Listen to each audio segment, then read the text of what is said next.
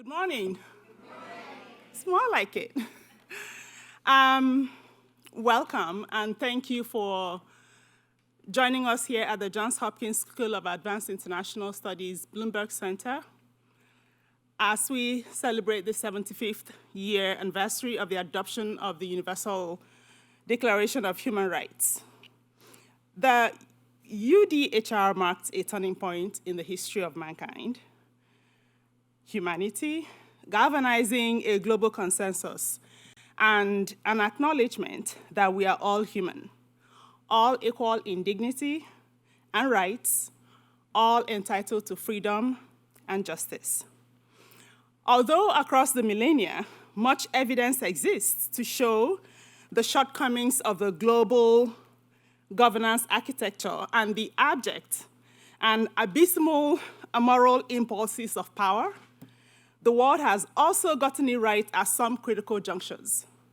With the adoption of the UDHR in December 10, 1948, reflecting the infinite potential of the good in us all, and setting a standard for the multifarious relationships within, between, and across all forms of policies, systems, and structures. The UDHR and its 30 articles, which our students will be reciting shortly, has spawned a large body of international human rights regimes, treaties, national and international conventions and legislations, which even its harshest critics acknowledge set the baseline for and framed the conversation and legitimated the human rights movement in its various forms. For all the controversies it has generated over the decades and the critics leveled against it, the Universal Declaration of Human Rights has been unequivocally successful in holding space for two near opposing mobilizational forces: the proclivity or the idea that much has been achieved since its adoption 75 years ago, and that the depth of inequality and injustice in the world is staggering, and therefore, much work needs to be done. Today, we remember the sheroes and heroes who have given their lives in the fight for human rights across the regions of the world, and those who work tirelessly for the cause still. We reflect on those who continue to hope in its promises, the women and girls, the boys and men, who bear on their bodies the marks of depravity and barbarity, those across the world whose daily lives reflect the pain of poverty and the failures of governments across the world, the deficits of democracy, the effects of climate crisis, the lack of access to life's basic endowments for populations and groups who occupy the margins of the state. As we reflect on these seemingly hopeless situations, we are encouraged, nevertheless, to continue the fight until freedom, equality, and justice is achieved for all humans everywhere.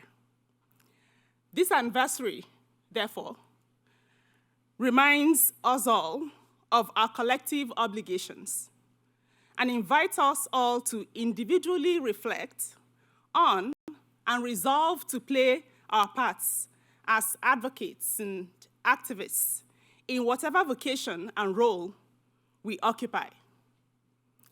The journey has just begun.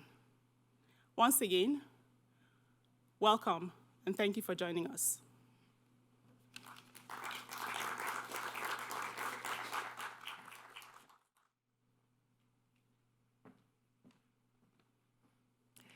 Good morning.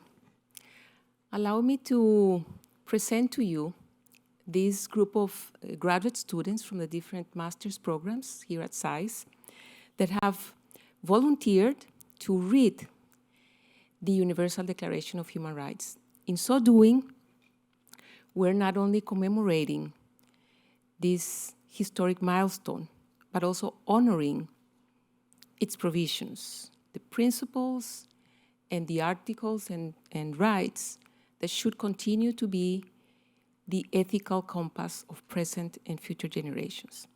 In addition, being at SAIS, we acknowledge the extraordinary negotiation skills and leadership of the men and women that negotiated tirelessly for over 20 months to leave succeeding generations with the Universal Declaration of Human Rights. Allow me then to welcome our students who will read the Universal Declaration of Human Rights.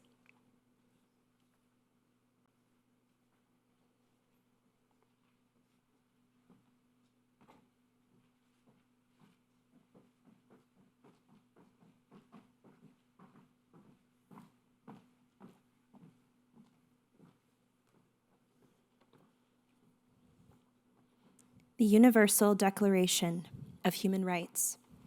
Preamble. Whereas recognition of the inherent dignity and of the equal and inalienable rights of all members of the human family is the foundation of freedom, justice, and peace in the world. Whereas the peoples of the United Nations have in the Charter reaffirmed their faith in fundamental human rights, in the dignity and worth of the human person, and in the equal rights of men and women, and have determined to promote social progress and better standards of life and larger freedom. Whereas a common understanding of these rights and freedoms is of the greatest importance for the full realization of this pledge. Now, therefore, the General Assembly proclaims this Universal Declaration of Human Rights as a common standard of achievement for all peoples and all nations.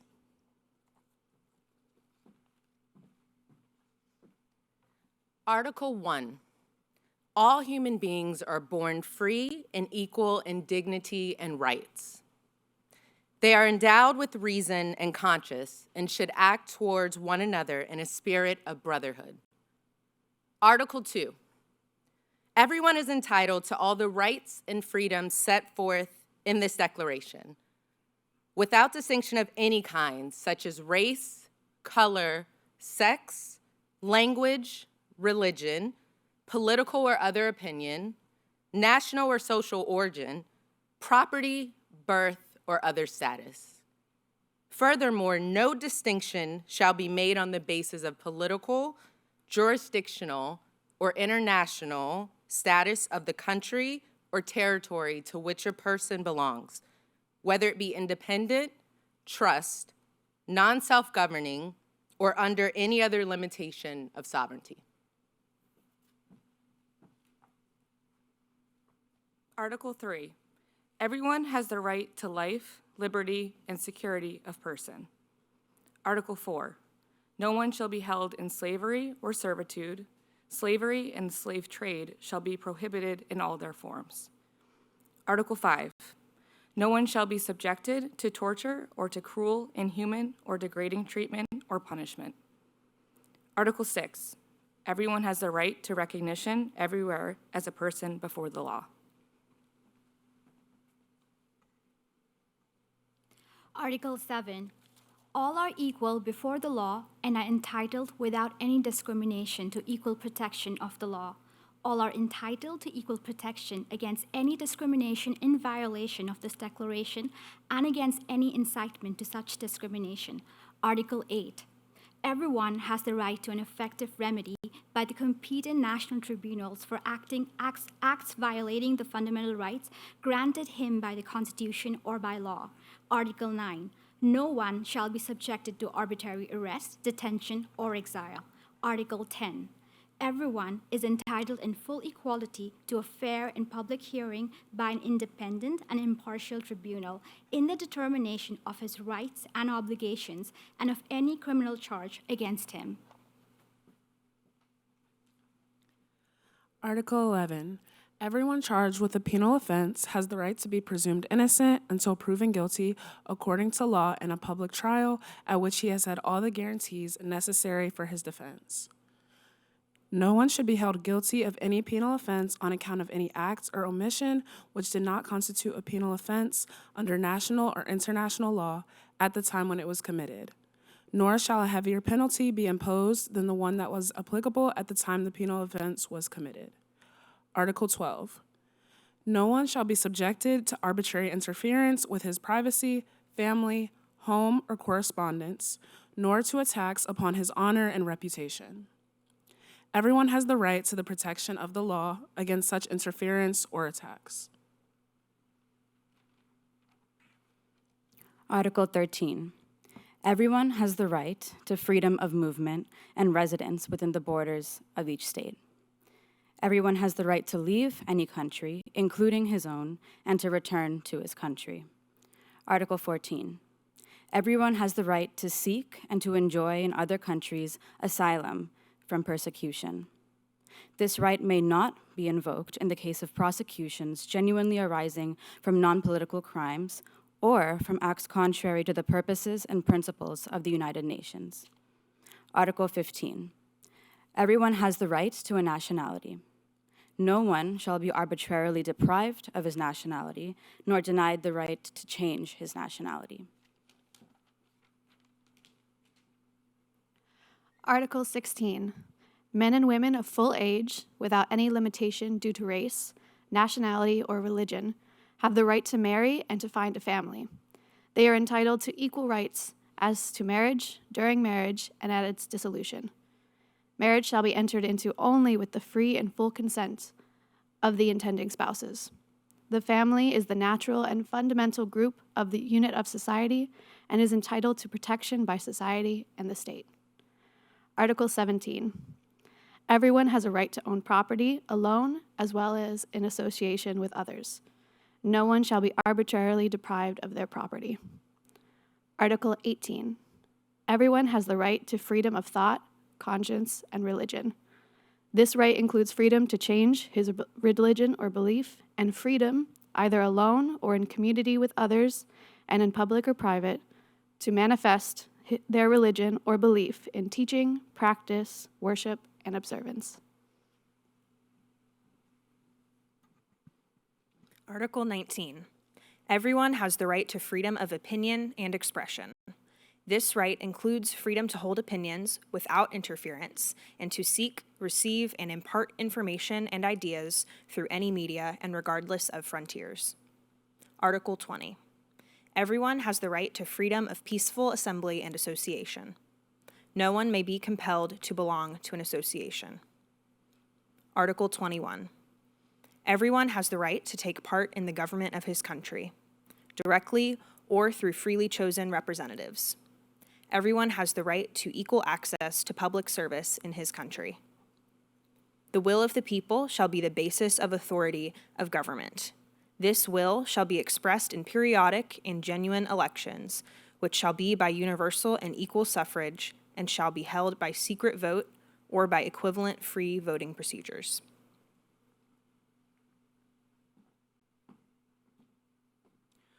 Article 22. Everyone, as a member of society, has a right to social security and is entitled to realization through national effort and international cooperation and in accordance with the organization and the resources of each state, of the economic, social, and cultural right indispensable of his dignity and the free development of his personality. Article 23. Everyone has a right to work, to free choice of employment, to just and favorable conditions of work, and to protection against unemployment. Everyone, without any discrimination, has a right to equal pay for equal work. Everyone who works has a right to just and favorable remuneration, ensuring for himself and his family an existence worthy of human dignity, and supplemented, if necessary, by other means of social protection. Everyone has a right to form and to join trade unions for the protection of his interests. Article 24. everyone has a right to rest and leisure, including reasonable limitation of working hours and periodic holidays with pay.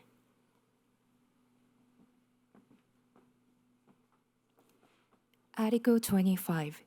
Everyone has the right to a standard of living adequate for the health and well-being of himself and of his family, including food, clothing, housing, and medical care and necessary social services, and the right to security in the event of unemployment, sickness, disability, widowhood, old age, or other lack of livelihood in circumstances beyond his control. Motherhood and childhood are entitled to special care and assistance. All children, whether born in or out of wedlock, shall enjoy the same social protection. Article 26. Everyone has the right to education. Education shall be free, at least in the elementary and fundamental stages. Elementary education shall be compulsory. Technical and professional education shall be made generally available, and higher education shall be equally accessible to all on the basis of merit. Education shall be directed to the full deployment of the human personality and to the strengthening of respect for human rights and fundamental freedoms. It shall promote understanding, tolerance, and friendship among all nations, racial or religious groups, and shall further the activities of the United Nations for all the maintenance of peace. Parents have a prior right to choose the kind of education that shall be given to their children. Article 27. Everyone has the right freely to participate in the cultural life of the community, to enjoy the arts, and to share in scientific advancement and its benefit.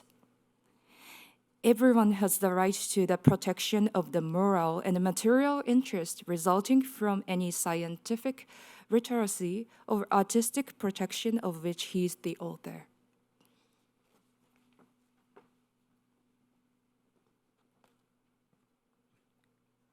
Article 28.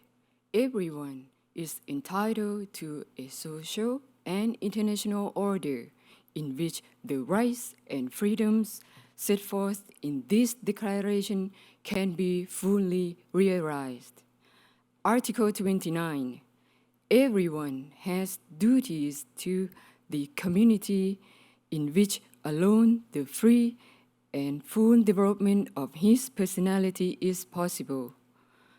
In the exercise of his rights and freedoms, everyone shall be subject only to such limitations as are determined by law, solely for the purpose of securing due recognition and respect for the rights and freedoms of others, and of meeting the just requirements of morality, public order, and the general welfare in a democratic society.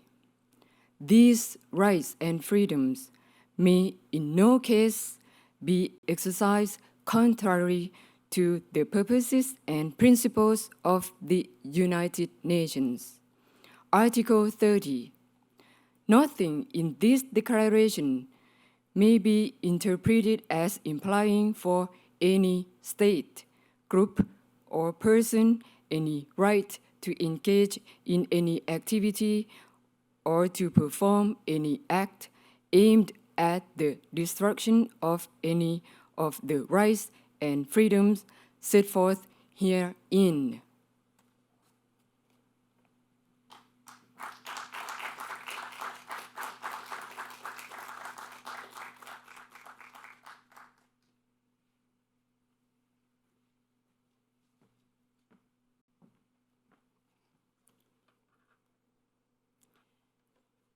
A few minutes earlier, I mentioned the heroes for the fight for human rights. Well, we have one such hero in our midst today, Judge Navi Pillay, and her fight has traversed national, regional, and global boundaries. And she continues to fight tirelessly and fearlessly today. I'm so happy to be introducing you, Judge Pillay. Judge Navi Pillay is a distinguished expert on the international criminal law and human rights. She served as the High Commissioner for Human Rights at the United Nations from 2000 to 2014. Prior to that, she was a judge at the International Criminal Court in The Hague from 2003 to 2008. From 1995 to 2003, she was, as the first and then only woman, judge at the International Criminal Tribunal for Rwanda, whose presidency she held for 4 years. In April 2015, Judge Pillay became the 16th commissioner of the International Commission Against the Death Penalty. She's also one of the 25 leading figures on the Information and Democracy Commission, launched by Reporters Without Borders. Judge Pillay has served in numerous other roles, including as the president of the Advisory Council on International Nuremberg Principles. She was the first woman to start a law practice in her home province of Natal in 1967. Judge Pillay was awarded the degree of Doctor of Juridical Science at Harvard Law School. In 1995, after the end of apartheid, she worked at the Supreme Court of South Africa as a limited-term judge. Dr. Pillay has championed many human rights issues with which she herself has had direct experience, having grown up under the apartheid regime in South Africa. She acted as a defense attorney for the anti-apartheid activists, exposing torture and helping establish key rights for prisoners on Robben Island. She plays an active role in numerous human rights organizations. Among other roles, she is the co-founder of Equality Now, an international women's rights organization. And I'm sure you know that she was key to defining rape and sexual violence as a weapon of war. I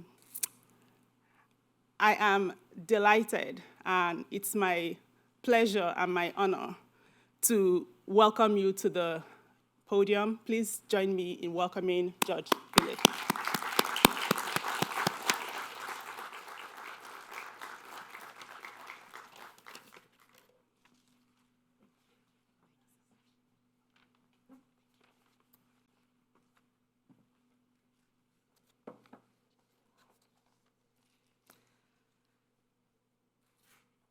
Thank you, Vice Dean Chido Nwankwa, my African sister, for that lovely welcome. I'm very happy to be here, mainly because I just love being with students. I was cheated from being a law teacher because I prefer to be a practicing lawyer. We were really needed to do that. But however, I love speaking to students or really engaging with students, hearing your views, because A, it's of mutual benefit. I have something to share with you, you hear me. Experience and wisdom from the elderly, I should say, but I need to be energized again and again by young people. And let me thank the students for the articles they selected from the Universal Declaration and read out so clearly. It's so important. We know it's there. I mean, for 60 years, I knew it's there. Did I ever study each one? But I listened to each of you very carefully, and I felt you breathed life into those words today. So thank you for that. So I've been engaged now in the US. That's why I'm here for so long. Otherwise, my home is still Durban, South Africa. I invite all of you to come and visit. We've got sunshine there. Yes. So I feel it's important then that the UN has placed emphasis on this 75th anniversary on today's Monday. So on Wednesday, I am interviewing for Hunter College Meryl Streep, who will be acting as Eleanor Roosevelt. So some clauses from there have been picked up. Really, she had great vision, I think, Eleanor Roosevelt. So really, I'm now very much concerned about how to implement the Universal Declaration. It's the most translated document at the United Nations. In almost every language, local language, it has been translated. Every state is obliged to implement the UDHR. No state has passed some law or other distancing themselves from the Universal Declaration. However, the problem is we do have what our students pointed out, people arbitrarily detained, freedom of speech being suppressed, so violations occur on the ground there. Our concern is what to do about that. So my former president, Nelson Mandela, when he came out of prison and traveled the world to thank the people who had collectively opposed apartheid and brought it down, and he said to them, he was thanking them because he said, you chose to care. So that's one of our key messages.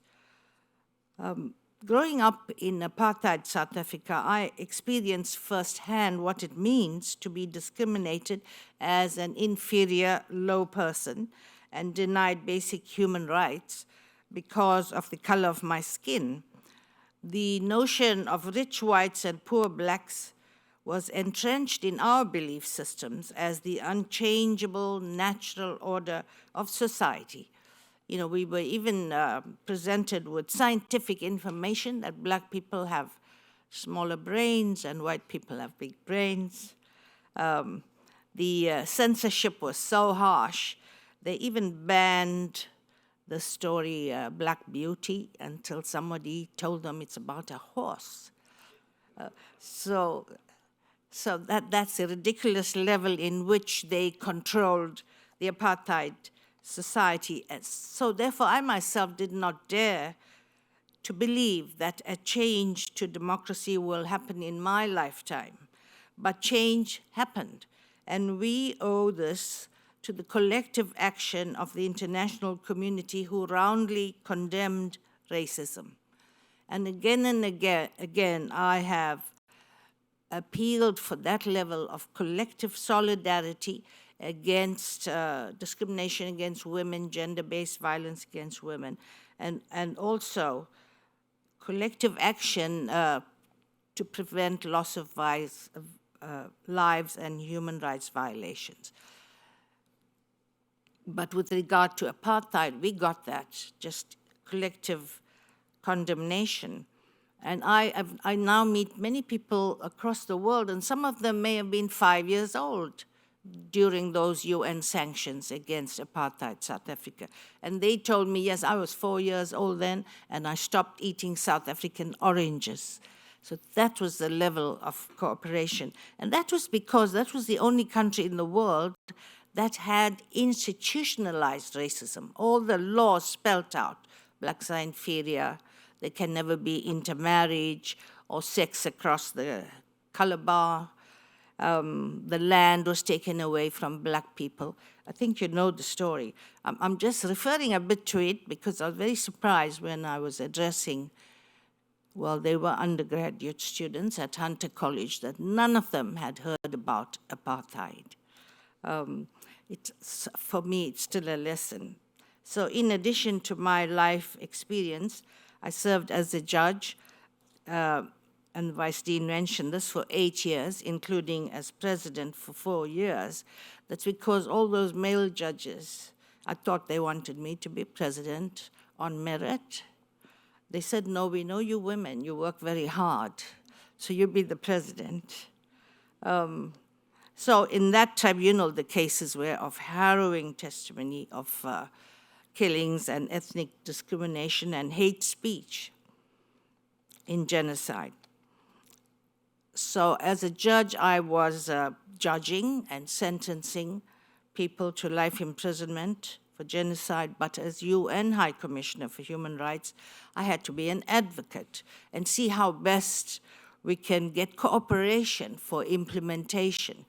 So it's not naming and shaming, that's easy. It's help states to implement these provisions. So, and as High Commissioner, I also address discrimination in all its forms.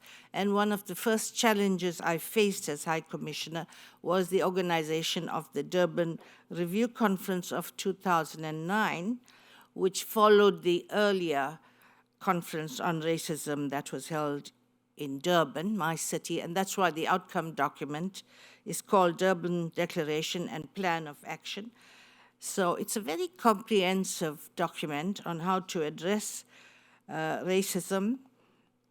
The original document was successfully pulled together by High Commissioner Mary Robinson, and yet those racism conferences are constantly declared as failures by states such as Israel and the United States.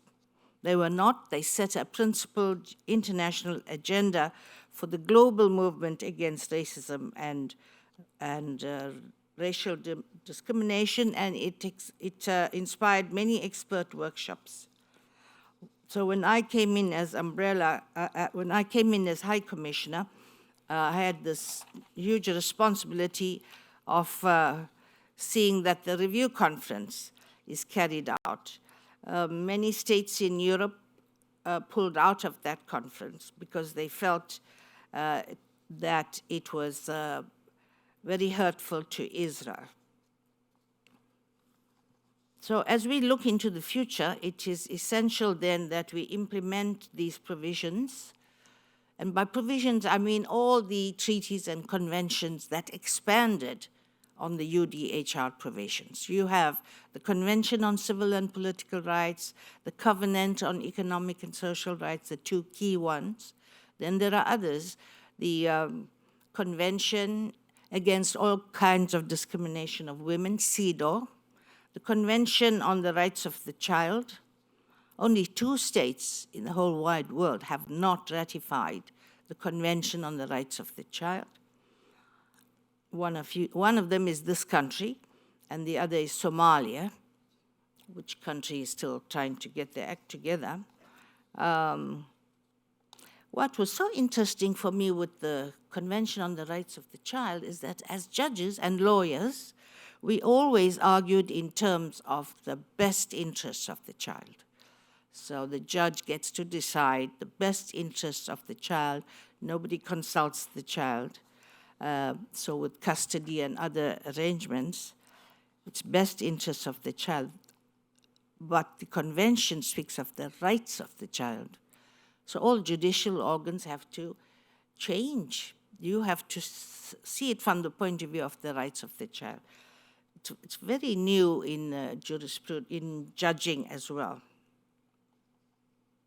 So I, as High Commissioner, launched a database on 11 September 2013 on sharing experiences of how states address the scourge of racial discrimination, for instance. And by the time I retired, in August 2014, the database had a collection of 1,500 documents and contributions from more than 90 countries.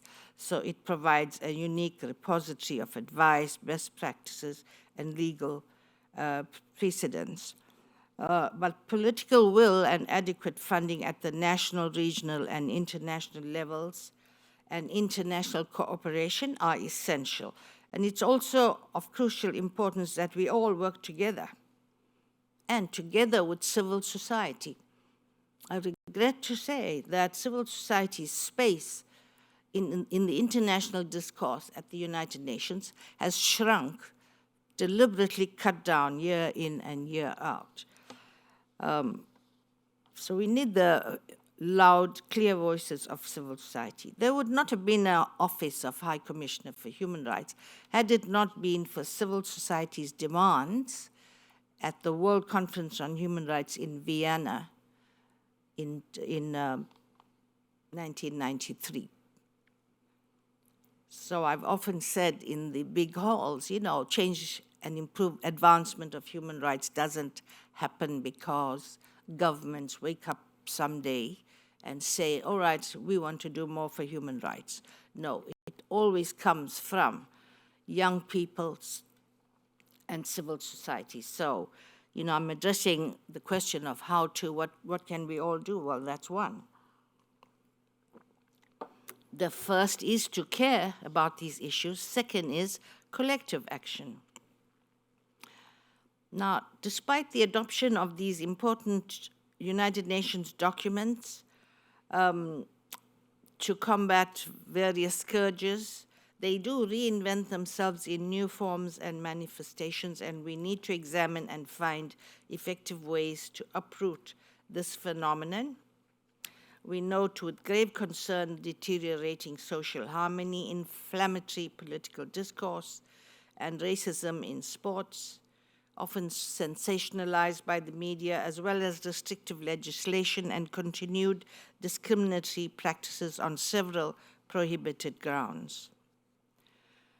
And now, within states with long-established democratic processes, it's already extremely difficult under dictatorships, but even in democratic states, the fight against discrimination, racial, religious, can be undermined by extremist political rhetoric. I tracked this during the Trump years and the rhetoric in Western Europe and compared it to the rhetoric that led to the genocide against Tutsi in Rwanda. So it can be very serious in instigating violence, in that case, genocide.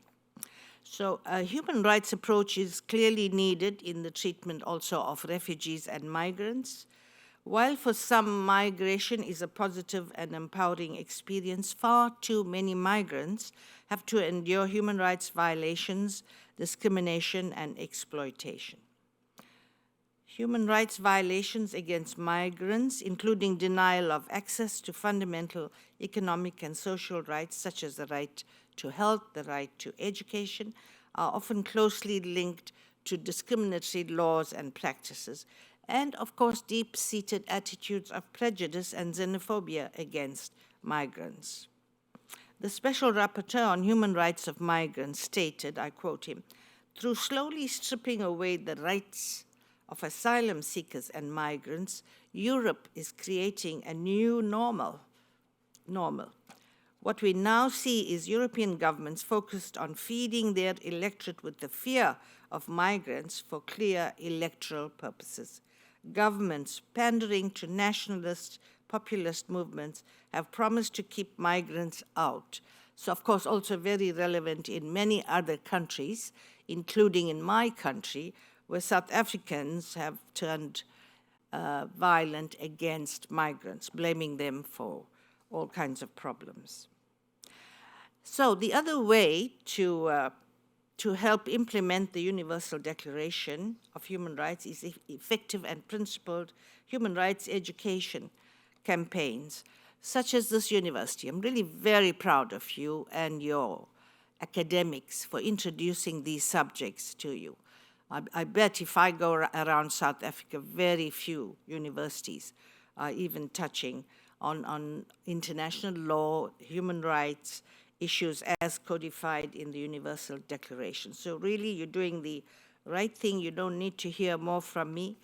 So I will say, all in all, the world has advanced a long way over 75 years since the adoption of the Declaration, so that we have become a human rights value-based society. The United Nations acted to end Nazism. They acted to end apartheid in South Africa.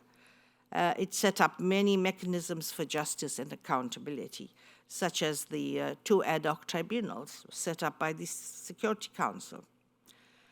So a word now about the importance of working for justice and accountability, ending impunity, because that's what you hear from victims on the ground. They want to see justice being done, not a patched up peace in which they play no role. So the use by the international community of judicial power backed by punishment to deter serious violations of human rights is actually a recent development and not very well understood by national courts.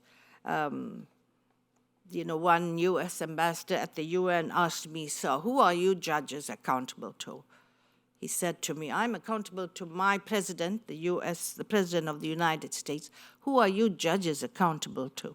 So we're already national judges, and we're serving as international judges, but they really suspected us of some strange beings implementing some strange law. And, the judges in those international courts came from different jurisdictions. We realized our approaches and processes may be different, but the goals were clear, while respecting the sovereign state rights of a state. It is also dedicated to protecting and promoting peace, security, development, rule of law, and human rights. And it's axiomatic that we cannot have peace without development, and we cannot have development without justice and human rights, and we cannot have any of these without respect for the rule of law. It is also clear that all human rights are in jeopardy during armed conflict. So I know students might say, "Well, that's common sense. Why do you have to repeat it? That we need peace, justice, and human rights." I was once addressing little children in a pre-primary school because the teachers had asked me to explain to the children what are human rights. And I said these are rights that adhere to human beings because we are human. And the little 8-year-old stood up and said, "Why are you telling us this? It's common sense." But it's not common sense inside the United Nations. It still works in silos. So the development crowd wouldn't want to touch human rights. That's your work out in Geneva.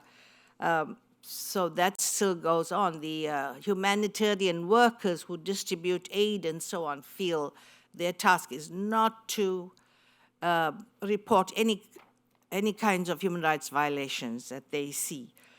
So that's why that message was very important inside the UN. Preservation of the right to life and protections against systematic and gross violations of human rights and human dignity were to be the cornerstones of the international normative system. More significantly, all states, as the students read out to us, all states were expected to integrate these norms into their domestic legal framework and to take steps to hold accountable those individuals found to have been in violation. Now, fortunately, in our new democracy, we have a very good constitution, which so many of you helped us to draft. I think we had 2,000 volunteers, mainly from this country, to come and help us draft our constitution. So everything got in there, including the right to sexual orientation, I should think at a time when even those politicians and the people were not ready for that right, but it was readily accepted in democratic South Africa. So sometimes I do believe that change must be imposed from the top with good laws and good enlightened leadership.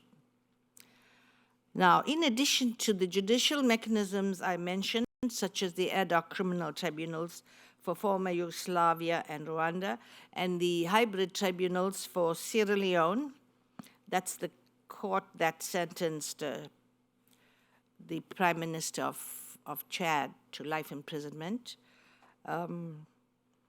the courts of Kosovo, Cambodia, and of course the International Criminal Court, on which I also served as a judge. These are mechanisms to achieve justice and accountability. Strong civil society pressure led to the development of a robust international institution for the promotion and protection of human rights and for monitoring and reporting violations by states. So following the Vienna Conference, the establishment of the High Commissioner, we have the Human Rights Council, and they have appointed 60 independent experts. One of the experts is going to be addressing you shortly after me. So So all these mechanisms have been set up by the United Nations, just directed at getting states to implement. By making recommendations, by offering training, just by being helpful. So I would say then, it's clear that the fundamentals for promoting and protecting human rights are in place, and these include a strong and growing body of international human rights laws and standards, as well as institutions to interpret the laws, monitor compliance. By that I mean the Universal Periodic Review that the Human Rights Council conducts in Geneva. The Human Rights Council has 49 members, but the UPR, the Universal Periodic Review, covers every state, every member state of the United Nations. And I think they're now in the third round of reviews, where other states make recommendations to the states concerned. And, and every state is scrutinized with active involvement of NGOs from their countries. So I think that's an excellent mechanism to make states accountable. They take those recommendations seriously. You know, when I was High Commissioner for Human Rights, many foreign ministers came just to, when their country was being reviewed, and they said to me, well, we thought, we were dreading the process, but we saw that it was a respectful process. And therefore, we're going to cooperate. A good measure. You know, the United States would receive like 200 or 300 recommendations for everybody. And when the review of the United States was being conducted, we had to open up an extra hall because of the large number of NGOs who traveled from the United States to attend those reviews. But as I said, every country is scrutinized equally.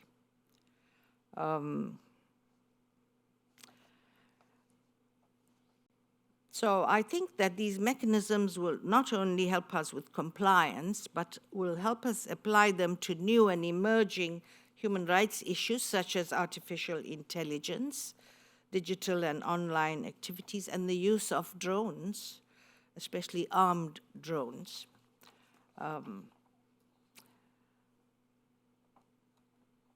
So there's always a but and a however. So however, 75 years since the protection of individual human rights and protections acquired the status of binding international laws, some of which are jus cogens in nature, the world continues to experience horrendous human suffering and widespread and systematic violence from rebel and terrorist groups. And we are all wrestling with these challenges to human rights. I see Nina standing. Is my time coming to a close? Right. So I would say, regrettably, the international community remains unable to react consistently and strongly to crises and conflicts in the world, including in situations of grave human rights violations with high potential for regional overspill. So essentially, I would summarize the Universal Declaration of Human Rights.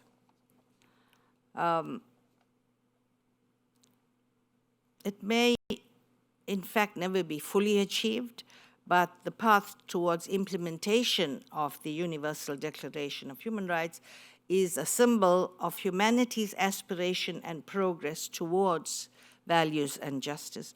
We are morally obliged to continue our collective work towards a more just and peaceful future on behalf of next generations. We must move away from a culture of impunity for egregious crimes and gross human rights violations towards a culture of accountability and responsibility. So just a little 1 minute to tell you a story. I'm constantly asked what makes you remain positive. So I, as High Commissioner, was in South Sudan, right up in the north, in the rural areas. You can't reach that area unless you go by UN helicopter. And my staff It's a Blue Nile area which is constantly flooded, so the whole area marketplace was flooded. But sitting under the trees were about 12 or 15 women from that area, and waiting for me to speak to them. My 2 interns from my office had arranged that. Some of the women had huge scars slashed across their faces. Others had all their front teeth removed. This was the way in which they were branded and identified as belonging to a certain tribe, exactly as the cattle were branded. So 2 of the women told me that their husbands and sons had killed their 12-year-old daughters because the girls had refused to enter into marriages arranged by the fathers in exchange for cattle to very old men, obviously. So they had killed the girls, and the women said to me, "We know where their bodies are buried in the backyard. We pointed it out to the police, but nobody has done anything. We bore these children. We gave birth to them. Do we not have any rights?" And so I explained the Universal Declaration of Human Rights to them, but as I left, you can imagine I felt so despondent. They seemed to me a planet away from the rhetoric, and that's their reality. But when I got back a month later, the ambassador of South Sudan came to see me, and he said, "Something has happened in South Sudan that has never happened before. Those women you spoke to organized themselves and went to see the governor of the province and demanded their rights." So we have to continue with educating people on human rights, because most people don't know it. So that's the simplest thing we can do, is to make people aware of their rights. Thank you, and sorry to be speaking over time. Thank you. You can stay here. Thank you very much. That was very moving, and I'm glad you tried to end on a positive note. It's not so easy. I must admit that we found something out very interesting last night while you were studying at Harvard Law School. I was marching as an undergraduate for apartheid, and as I was saying, when we were trying to get Harvard to divest its endowment from South Africa, and when Harvard many years later tried to invite Bishop Desmond Tutu to come and give a commencement speech, Bishop Tutu said, "No, thank you. You never divested." So here's a person of principle like you. So thank you very much. Yes. So I went to Harvard because of Harvard set up a fellowship for Black South Africans, and they gave in to pressure from students to do that. So I was the 3rd student to go, and thank you for making that possible then. Well, hurrah for the civil society and the students. I wanted to start, and I'm hoping the students are preparing their questions and the rest of our audience, because I was like Judge Pillay, I was really moved by the way you all read the articles. And there were so many articles that touched me and said, we are so far away from attaining these rights. And since we're an academic institution here, I'm going to put you a little bit on the spot and ask you, would you grade governments in terms of how they've been following up on really protecting the rights? They have a duty to protect the rights of their citizens. How are they doing on that, if you were to give them a grade? So before the Human Rights Council was formed, there was what we call the Old Human Rights Commission. And the criticism of that commission is they were naming and shaming, which is another word for grading. So it got them nowhere, so they changed. These are the member states themselves. And so now it's how can we best help? I think that all those recommendations, that all those other states, and you're going back home with 200 recommendations made by other states, yeah, that would come close to grading. Yes. Yeah. Let's hope that works. Okay, so we are running a little bit behind schedule, but we'll have time for a few questions. Any of you have any questions for our wonderful judge?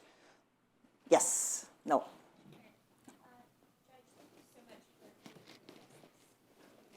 think we need a mic, maybe. I can give you this one.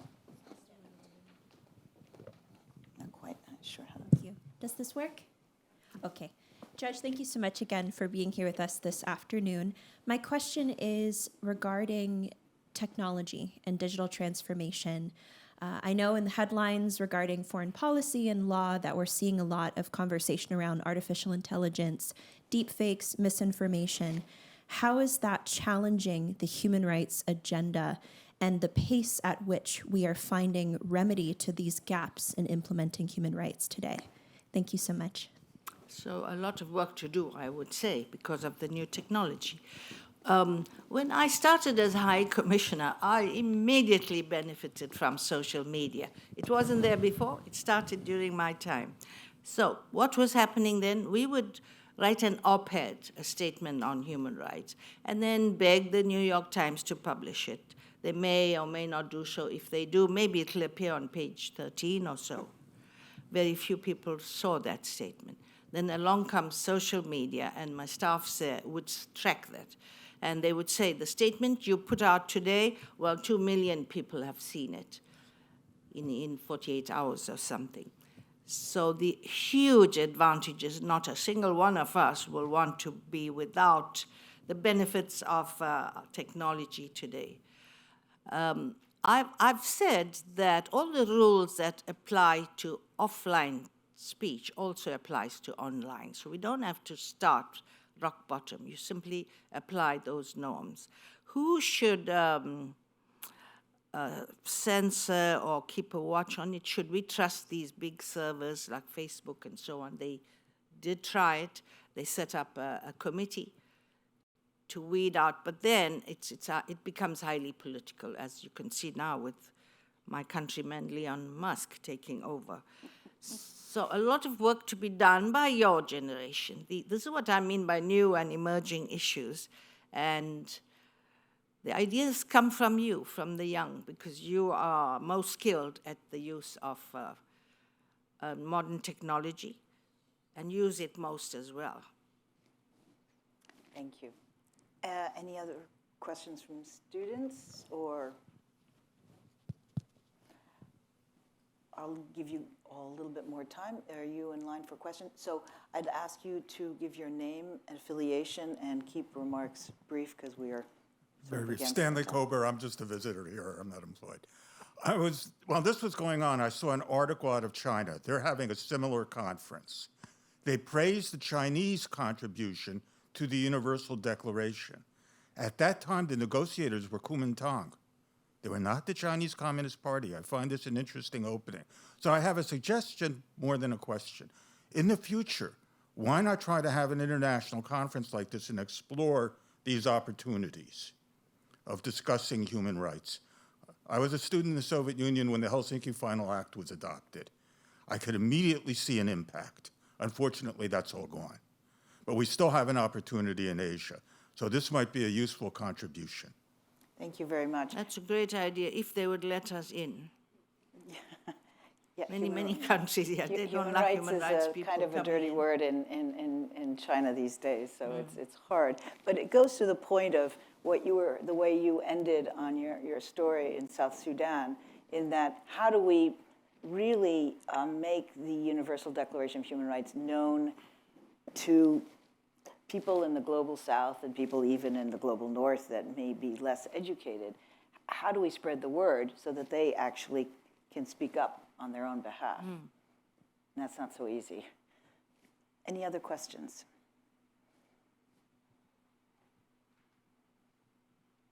Aha, Danielle has questions from online. I have one question from one of our online participants, Hadia Ahmed. She says, I was moved by your conclusion that we must move away from a culture of impunity and towards a culture of accountability. How do you envision this happening in the current moment in Palestine, where Israel continues to violate international human rights law without facing any repercussions? Thank you. The Human Rights Council has, at one time during my time, they produced like 12 reports relating to Israel, and that caused huge resentment. They felt that they were being singled out a great deal, but it wasn't. A complaint came before the council. The members passed a resolution. For instance, the invasion of a mosque, then they will have a report on that, and a stone throwing against children or the settlers. So there were issues there. The UN has many, many mechanisms for accountability, but we need cooperation from the states concerned. And I think there's some truth in what people say, that had it not been for the support of powerful countries such as the United States, United Kingdom, Germany, Israel will not be continuing to flout the rule of law in conflict situations.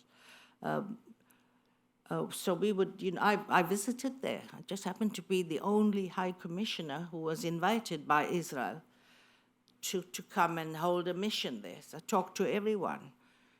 And of course, they claim they have a democracy, they have a very good Supreme Court, good laws, but they appear to have no empathy to the suffering they're causing the Palestinians and the Gazans. I went to Sderot, where the rockets were being thrown, and I saw how Israeli children were cooped up in underground shelters. That's not fair to any child.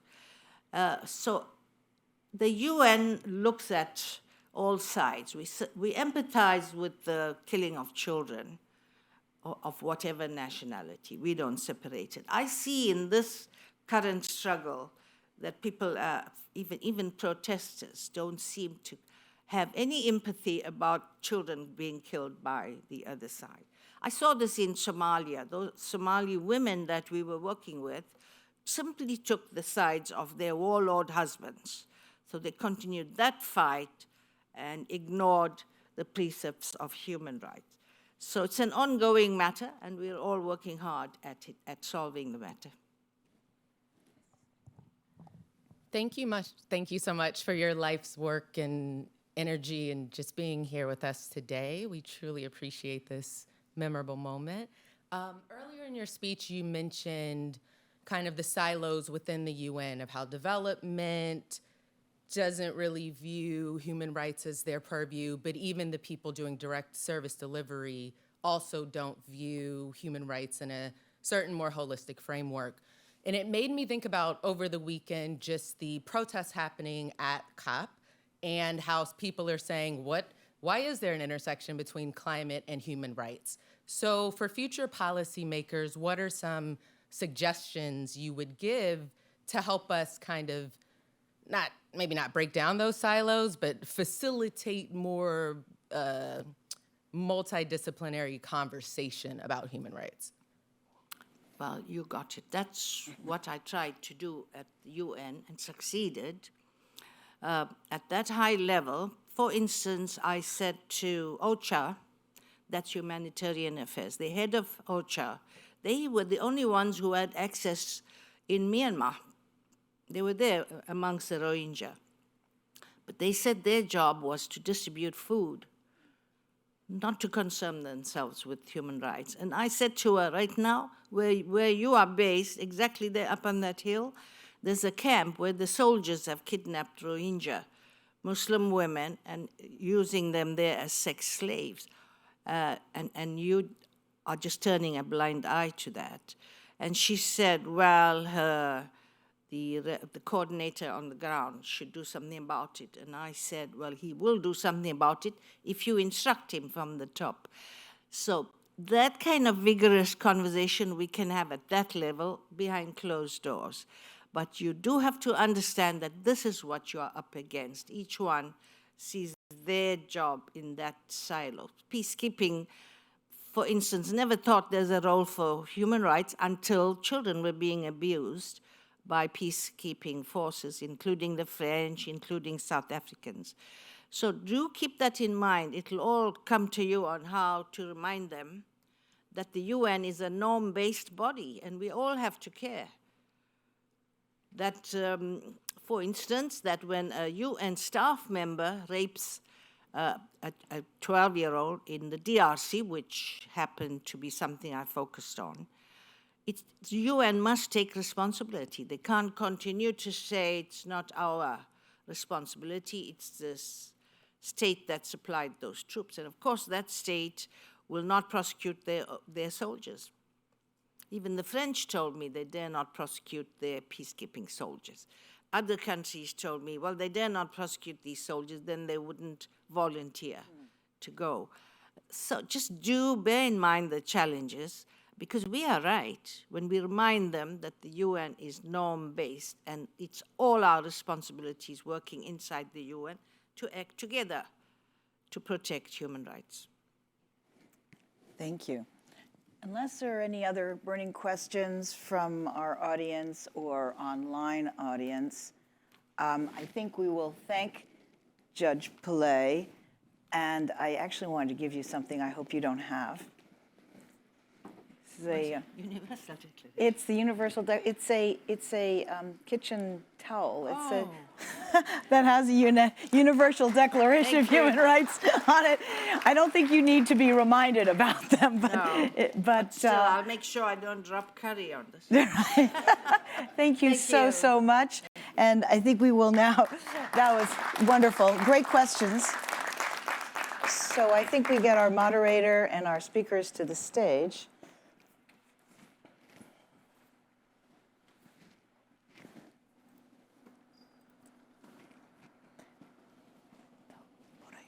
Aquí, and he's going to be there, and I'll be there. So you'll be next to Dan. Okay? Yeah.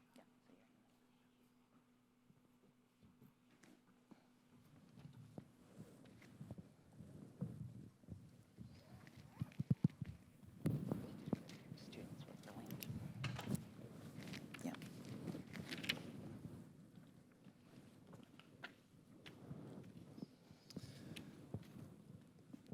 Good morning. My name is Marcos Orellana. I'm the United Nations Special Rapporteur on Toxics and Human Rights.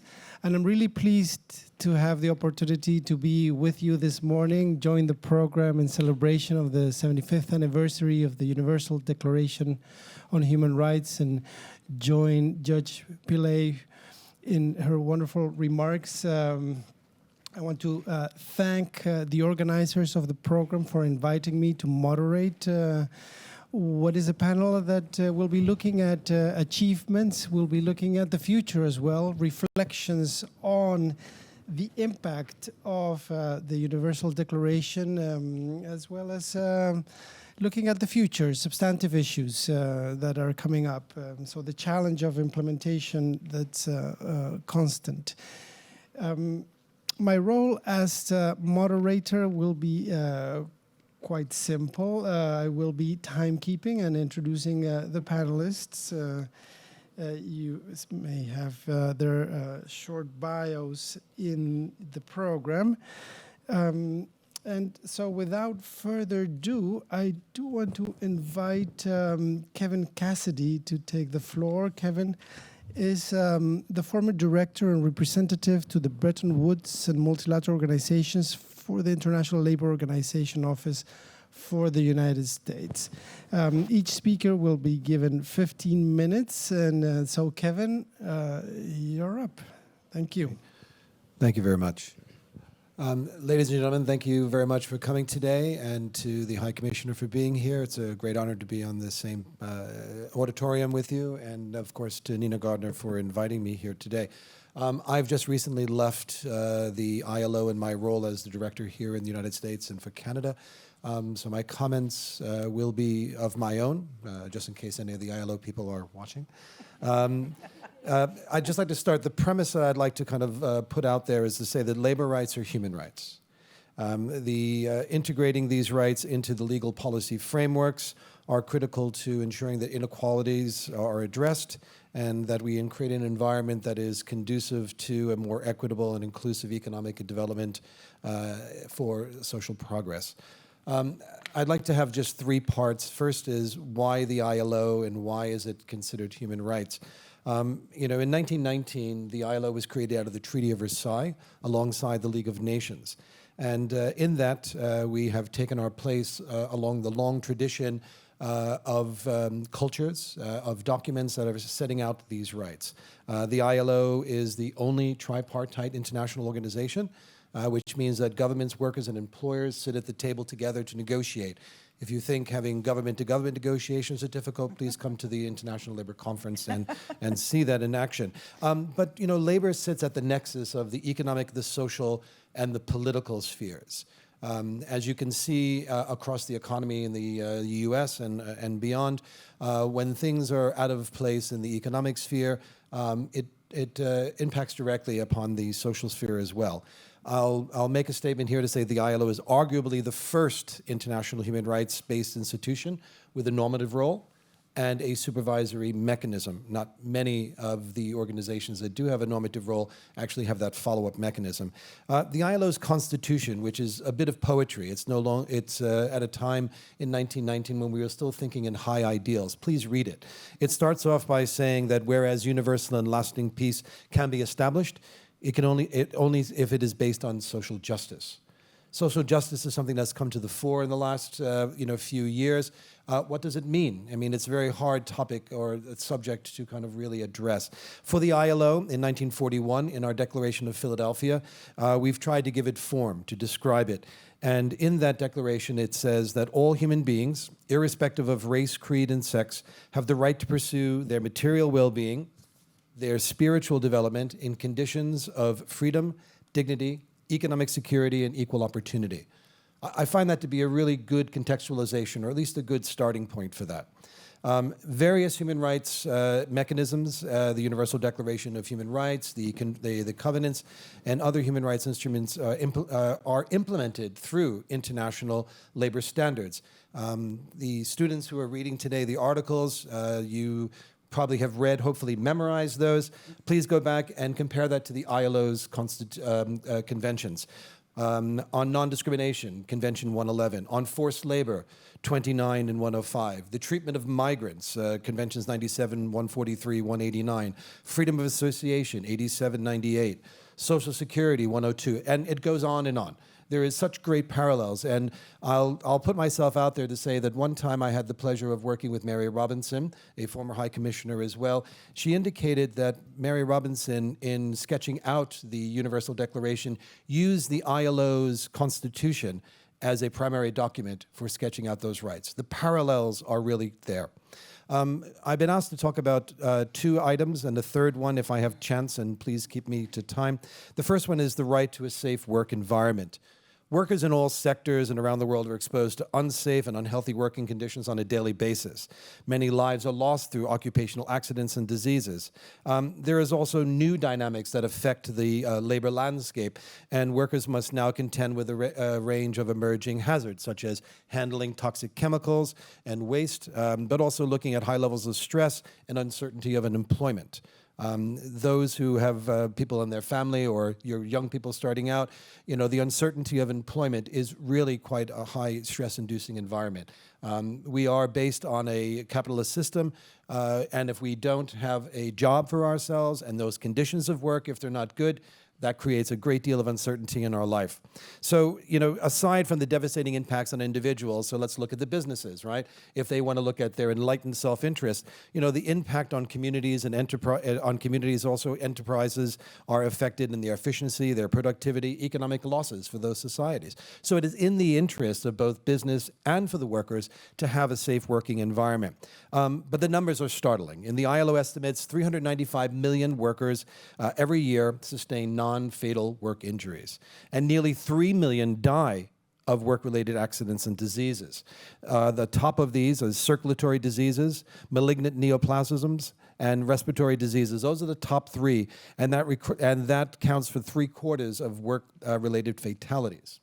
What are the sectors? Agriculture, construction, forestry, fishing, manufacturing.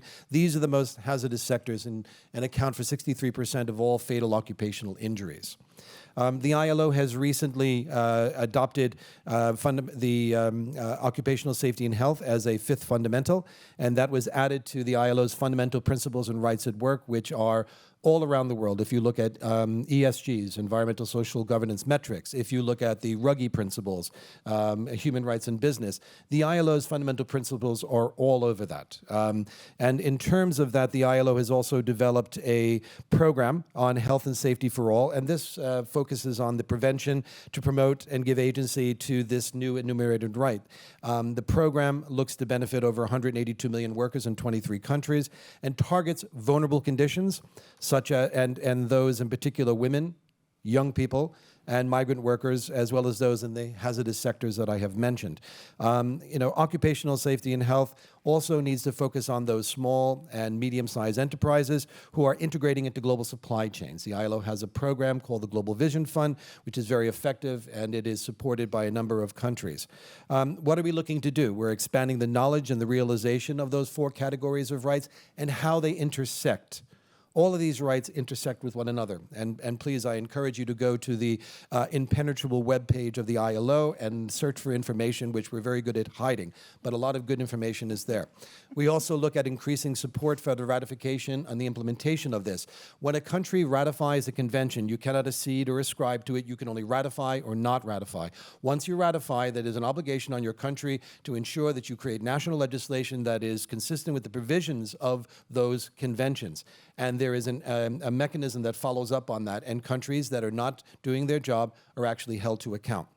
We also need to empower the workers and employers and their representatives to lead and implement change. The actors of the real economy are the ones who this will affect the most. They are the ones who have to be driving this process. Civil society can also help from the outside. The media can help. International organizations help. But it is you as workers and you as representatives in companies that can do that. And also, labor inspectorates need to be put at the center of that. Unlike serving a warrant that police may have to do, labor inspectors do not have to give prior notice walking into a workspace. What a beautiful thing that is. You can go in and make sure that if somebody is doing something wrong, that you can see it and they cannot turn you away. We are also looking at implementing innovative approaches and addressing the violations that build on existing capacities. Earlier this year, in September, the International Conference on Chemical Management adopted a global framework on chemicals, a really important development.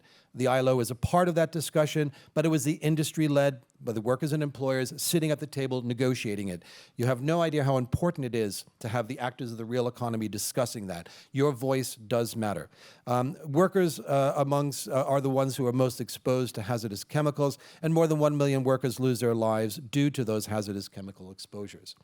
The second element I've been asked to speak to is about modern slavery, which we often talk about as forced labor. Modern slavery is a very antithesis of social justice and sustainable development. The ILO's estimates this past year, 50 million people are in situations of modern slavery at any given day. Modern slavery, at least in this compromise, is looking both at the 2 principal components. What we always looked at, which is forced labor, and there are 28 million people at any point in time in the world today that are in forced labor, and forced marriage. There are 20 million people in forced marriage today. Both refer to situations of exploitation, and that basically that a person cannot refuse or cannot leave because of threats, violence, deception, abuse of power. This estimate sort of shows that nearly 1 in every 150 people in the world today are either in one of those circumstances. Modern slavery is not transient. It is entrapment. Forced labor can last for years. Forced marriage is a life sentence.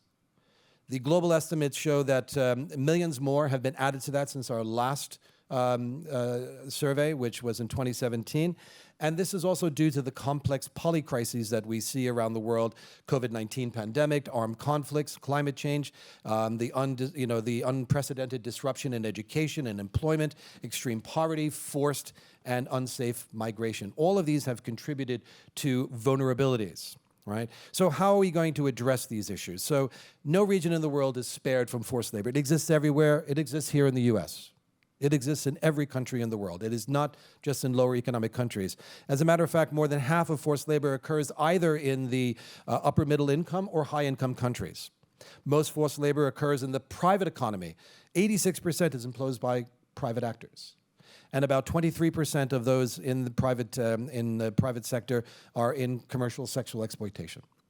The share of migrants in forced labor is much higher than their share in the workforce. So it shows that when you are unprotected and you are vulnerable, that you have a higher rate of being pushed into forced labor. We also see that people who are in forced labor are subjected to multiple forms of coercion, and they're compelled against their will. What are those forms? It's systematic and deliberate withholding of wages, the abuse and vulnerability of threat of the dismissal, and other severe forms, which are forced confinement, physical sexual violence, the deprivation of basic needs.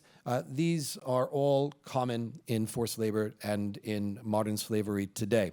Migrant workers face the risk of forced labor 3 times higher than non-migrant workers.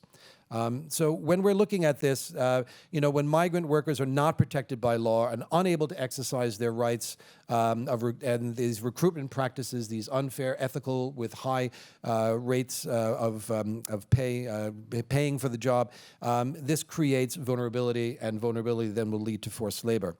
How are we addressing that? We're ensuring workers can associate and bargain collectively, because if you have a collective voice, you're able to defend your shared interests. You are not alone.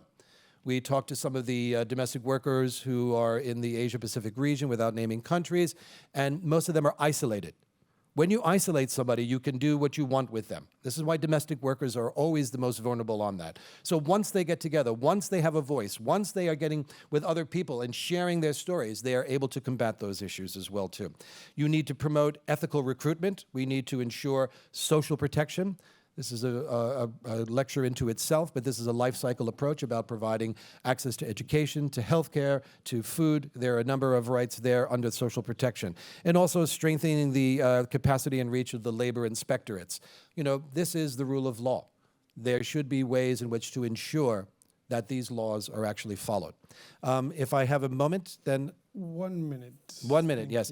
So, and I'll be as quick as possible in my New York rapidity of voice. Achieving the just transition for an environmentally sustainable economy. This is, looking at the green economy. How are we going to get there? Climate change and environmental change has quickly become the largest threat to poverty reduction and decent work. We are seeing through science unmitigated global warming and biodiversity loss, which is threatening all life on Earth. And what does that do? That impacts upon people, and it increases their human suffering. Half of today's world GDP is dependent on nature and sustainable management of ecosystems. So it is not just valuable for us to have that ecosystem for ourselves, but also if we want to continue with our economic models and to have the prosperity that we have to be looking at that. There are over 1.2 billion jobs in farming, fisheries, forestry, and tourism, and people who are living in poverty, women and indigenous people, depend on natural resources for their livelihood. So those who are at the lowest end will always suffer the most. And if it is unmitigated, climate change could push up to 130 million people into poverty over the next 10 years. So with those few remarks, I'll close there. Thank you. Thank you so much, Kevin, for your rich and comprehensive presentation. If I could remark, earlier this year, I conducted a country visit to Australia where I met labor unions. And one of the points that was raised, in addition to substantive issues on asbestos and silicosis, that you mentioned, the right to a safe occupational place, was the distance between an imagined workplace and the reality, the lived workplace. Perhaps when we come back in the Q&A, you could elaborate on the relevance of the Universal Declaration of Human Rights and the ILO's work in the informal economies that are so prevalent in so many countries. But without further ado, our second speaker of the program is Sarah Penicino. She's an adjunct professor at SAIS Europe, professor of law at the University of Padova in Italy, where she also directs the master's degree in human rights and multi-level governance. Sarah is also a member of the Center for Constitutional Studies and Democratic Development, where to date she holds the position of senior affiliated scholar. Her areas include electoral management in transitional and post-conflict countries, systems of electoral justice, constitutional ban on political parties, and constitutional eternity clauses. Sarah works with the Center for Excellence for Stability Police Units, training Italian and third country members of security forces with specific regard to human rights and policing, security, and elections-related violence and humanitarian law. So, Sarah, I believe you're joining us remotely, and we can see you in the big screen behind us. Can we also hear you, perhaps? The floor is yours. Thank you very much.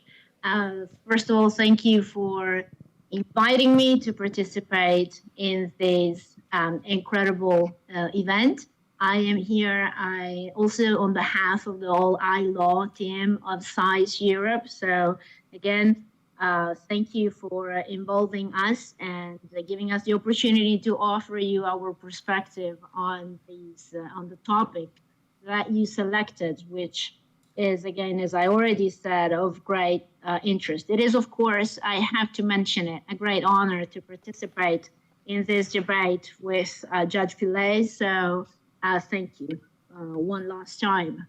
So the topic that I will focus on is that of gender. And again, to offer you our European perspective on the developments and challenges that gender will encounter based on the tradition of the Universal Declaration of Human Rights. Again, my beginning is one of not extreme optimism.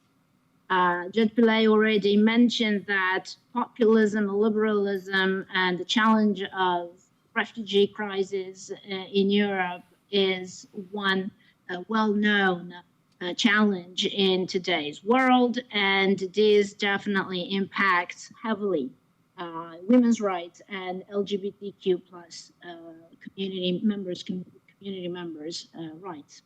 So over the 75 years in the life of the modern formal international human rights system, there have been major steps forward for women's rights and LGBTQ plus rights. Yet, as I anticipated, it looks and feels to many of us that believe in human rights that this is not a time for celebrations. Rather, we look with serious concern on the future of human rights, especially in the field of women's and LGBTQ plus rights. From a European perspective, the main challenge to women's and LGBTQ plus rights is the liberal effort to reshape human rights in order to counter the new colonialist project to expand Western values. Indeed, anti-genderism is the fil rouge that ties together otherwise context-specific models of illiberal political projects. What is implicit here is the contention that external forces that do not belong in the nation are seeking to impose their own exotic values on national majorities. Notions of exoticism and aggressive minorities thus intertwine to create a perfect storm conducive to sparking public outrage. Some examples may help clarify this point. For example, in 2021, Hungarian Prime Minister Viktor Orban, while leading his political party Fidesz out of the European People's Party at the European Parliament, stated that he would pledge to offer a home, and I'm quoting, a home to European citizens who do not want migrants, who do not want multiculturalism, and who have not descended into LGBTQ lunacy. He then promised to erase transgender persons through a law that forbids their gender legal recognition, and went on to change the Constitution in order to entrench the principle that a person's gender is defined at birth. Moreover, by conflating gender, race, and religion, Orban justifies his crusade with the necessity to protect Christian traditional values embraced by the majority of the Hungarian people. Furthermore, in Poland, in 2014, the political party PIS included combating gender ideology in the party program for the 2015 election and organized numerous meetings on this topic during the electoral campaign. In 2017, once in government, PIS decided to lower the retirement age to 65 years for men and 60 years for women. In case of the latter, party officials pointed to the role of this policy in reinstating the women's care potential, which evidently had been negatively impacted by EU membership and their consequent legal obligations. However, an even better example, according to my opinion, is the distortion of the rationale of the Council of Europe's Convention on Preventing and Combating Violence against Women and Domestic Violence, which is caused by disinformation campaigns aimed at creating panic around the idea that families and national systems are under attack. Politically motivated, the demonization of women's rights and LGBTQ+ rights obliterates the very foundation of the convention, which was the understanding that gender-based violence disproportionately impacts women and is more common than one would suppose. The resistance to the treaty comes down to the rise in anti-Western and anti-LGBTQ+ sentiment among European governments, but it bears long-term legal consequences.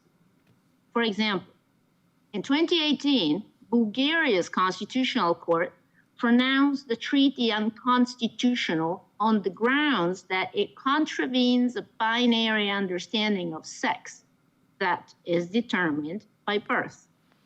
In 2020, Hungary's parliament passed a declaration of refusal on account of opposition to the agreement's definition of gender and the notion that recognizing gender-based violence as a form of persecution in asylum procedure endangers national traditions and values. Very similar trends are present in the Czech Republic, in Lithuania, in Latvia, and in Slovakia. Maybe even more importantly, considering that this convention is also known as the Istanbul Convention, because this is where it was, where the signing ceremony occurred. On 20 March 2021, Recep Tayyip Erdogan, Turkey's president, announced the country's withdrawal from the Istanbul Convention by presidential decree. And this procedure has been pointed at by many constitutional law experts in Turkey and in Europe as unconstitutional itself. Last but not least, Poland. Poland has ratified the Istanbul Convention on April the 27th of 2015, and even submitted its first report to the group of experts on action against violence, which is called GRAVIO, on the 26th of March 2020. However, in 2020, just 5 years after the ratification, Polish authorities began taking steps to avoid the obligations stemming from the convention. In December of that year, the government proposed a draft law which would change the binding scope of the Istanbul Convention. And shortly before that, the Polish prime minister at the time brought a petition to the Constitutional Court to review the compatibility of the Istanbul Convention with the Constitution, based on the claim that the Istanbul Convention should be rejected due to its ideological background, its ideological content, and because it promotes a specific worldview, which evidently it deemed incompatible with the Polish Constitution. Furthermore, in 2023, Poland vetoed a set of conclusions on the safety of LGBTQ+ people in the European Union. Poland argued that the EU is privileging homosexuals while allowing the rights of Christians and other groups to be violated.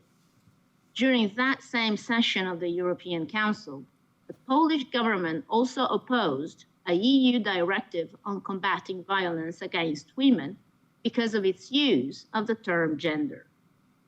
Now, with specific regard to Poland, I could mention other examples of these countries and these governments' very extreme positions on these topics. But what is, I think, most important is that in all of these cases, the opposition to the European Union, and let me stress, more in general to all international organizations, is justified as a form of protection of the majority's identity from the hysterical attack of aggressive minorities armed with dangerous exotic ideologies.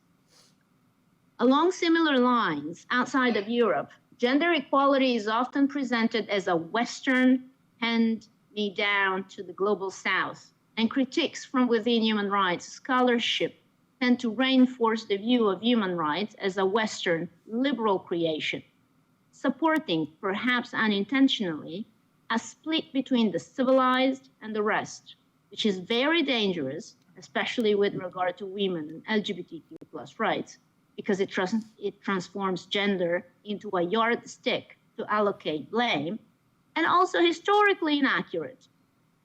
While commemorating the 75th anniversary of the Universal Declaration of Human Rights, it seems important to challenge the dominant historical narrative on the creation of international human rights by celebrating the role of women from the global South in shaping international norm setting.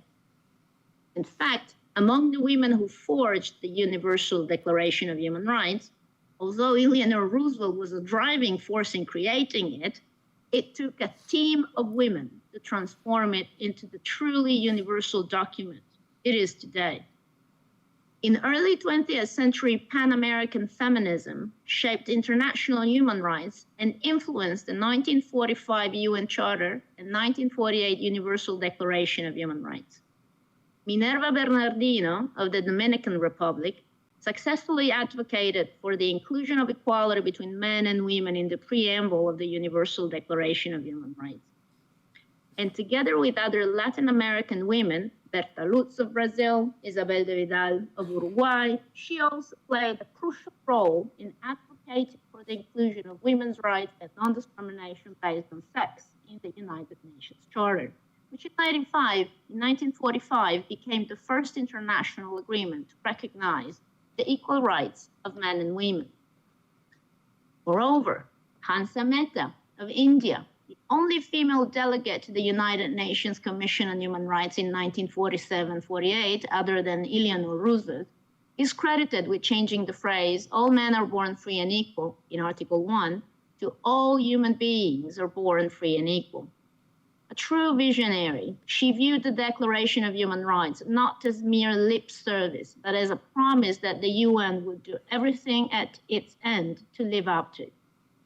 The solution to this problem, she wrote, requires both supervision and enforcement.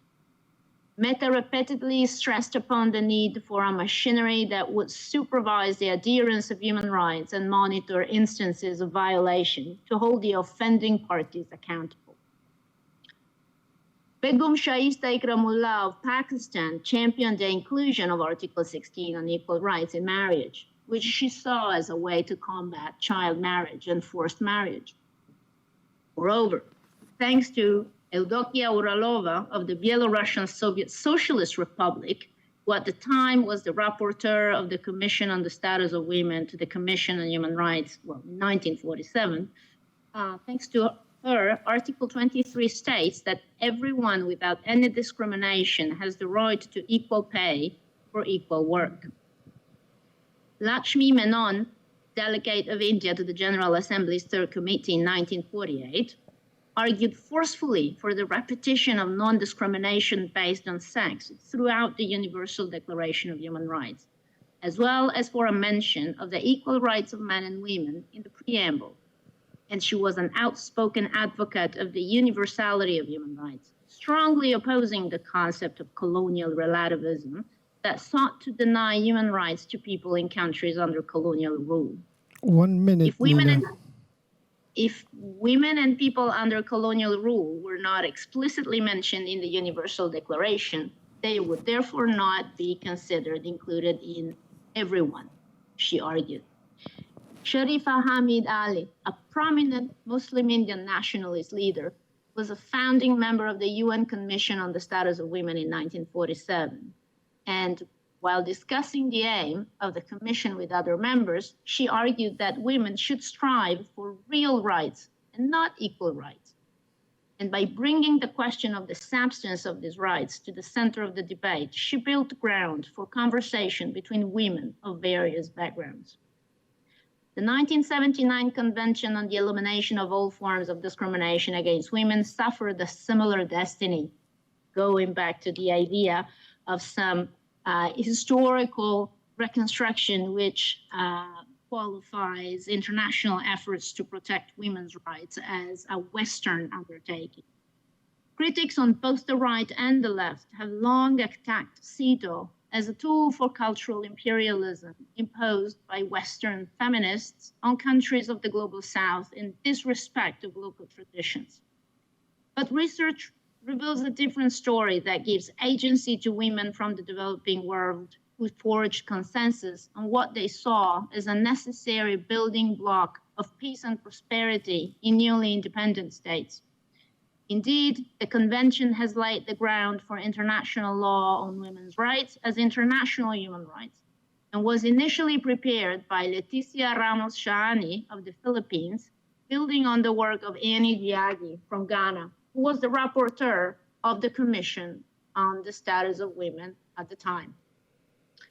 All this reminds us, if we need reminding, that the common characterization of women's rights as a Western invention imposed on innocents elsewhere ignores years of commitment by talented individuals across the world, especially women, who shape laws and policies rooted in and relevant to their own experiences.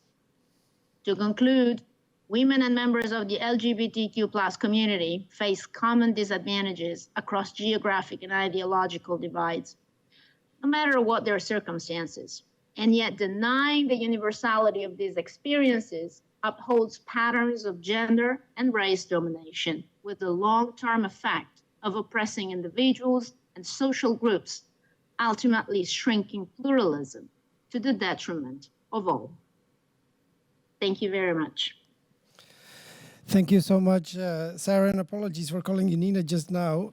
Thank you for reminding us and elaborating on certain worrying trends coming from Europe these days. But if I could echo your words, celebrating the role of women of the Global South in influencing and shaping the Universal Declaration of Human Rights. You may not have seen the audience, perhaps the attentiveness which they were listening to your speech, and also the note-taking, so we can anticipate perhaps questions in the Q&A.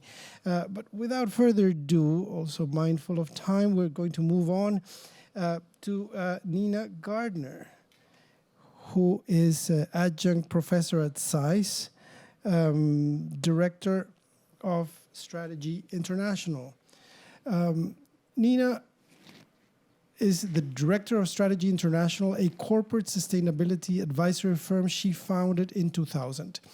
She works with companies to improve their commitment to sustainability, stakeholder outreach, and human rights due diligence, and with investors to better understand environmental, social, and governance risks in their portfolios.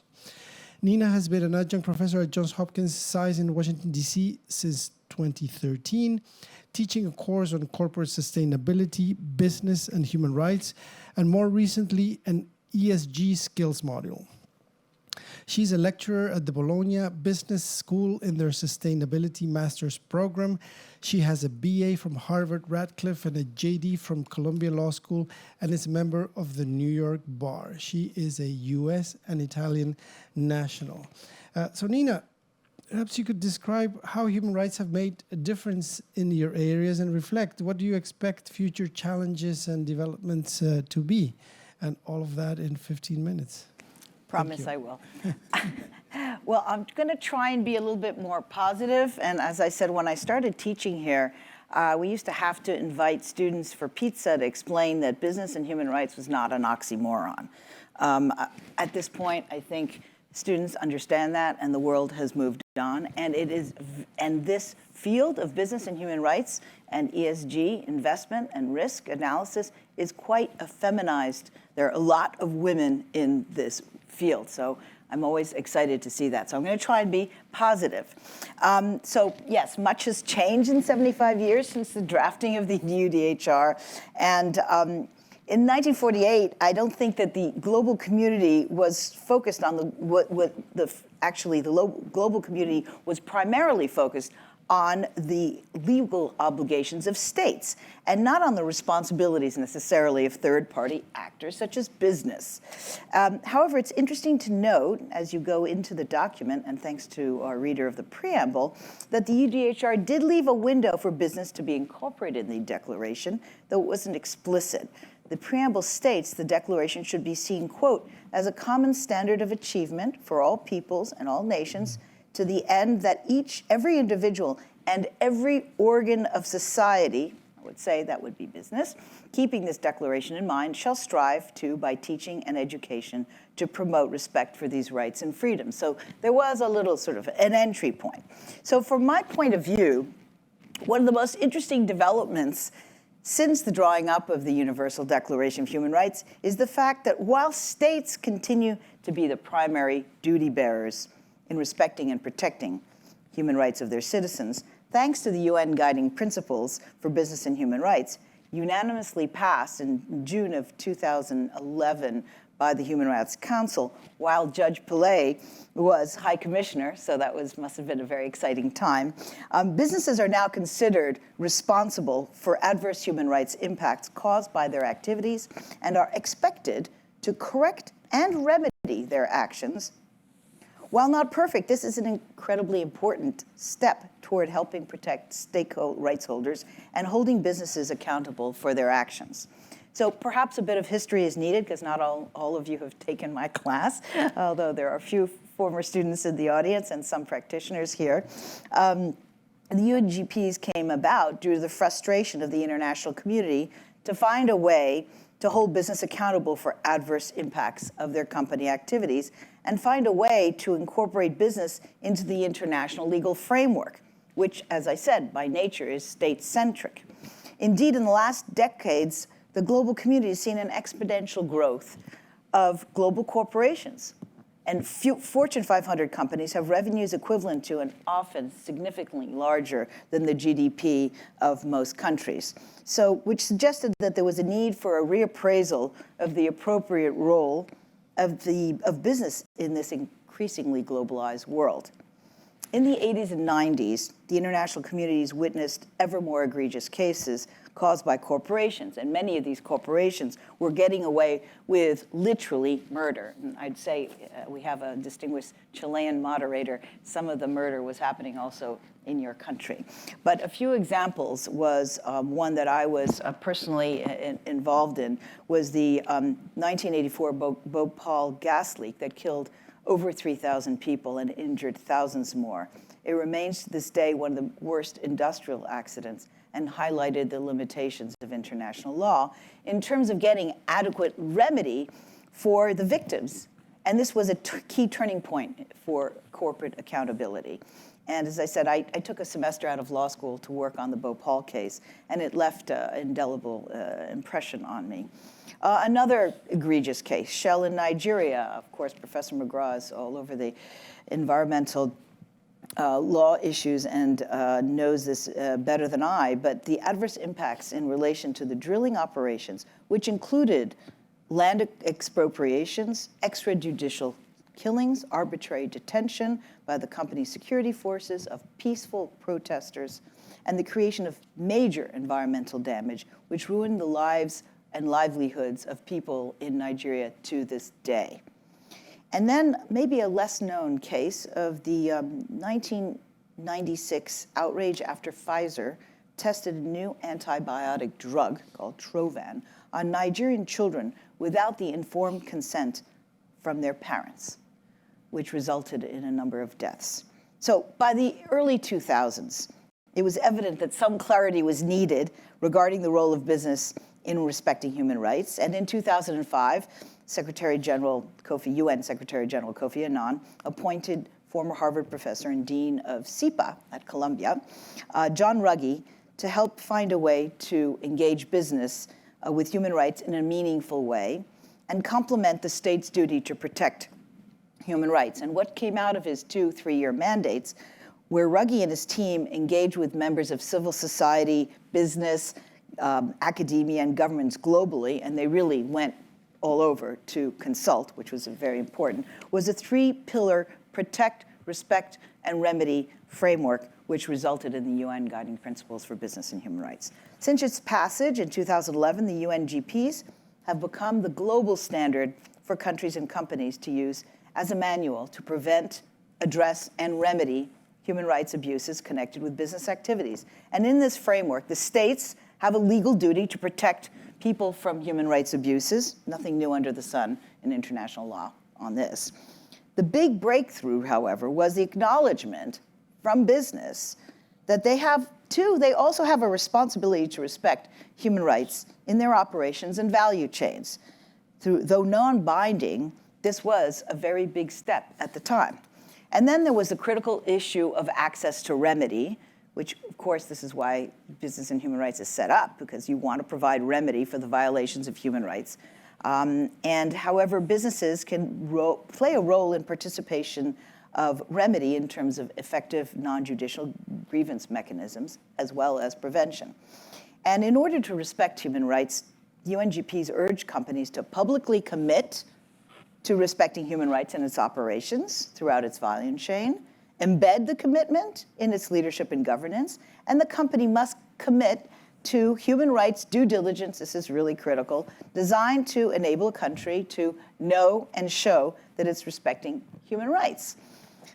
And where a company is involved in human rights abuse, its response depends on its mode of involvement. If it has caused or contributed to the harm, it must stop doing so and provide remedy to its stakeholders. This is fundamental, right? And if the company did everything reasonably possible to prevent the human rights abuse, but the harm nonetheless occurred, the company is not responsible to stop or remedy, but it does have a responsibility to use its leverage to make sure that the harm is ended.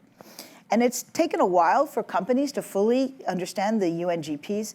A year after passage of the UNGPs, even a main brand like Apple seemed oblivious to the concepts underpinning the UNGPs when they were alerted to a number of suicides occurring at a factory in their first-tier suppliers. You might have heard of the Foxconn factory in Chengdu, where in a course of few weeks, 14 of their workers committed suicide. They jumped from the factory windows. And Foxconn's response was to put up suicide nets. Apple at the time did not consider it their responsibility. Today, Apple's managers would be on the first plane, one would hope. It is now over a decade since these principles were passed, but as they are voluntary, they have not been enforceable in any court of law, which is the big frustration.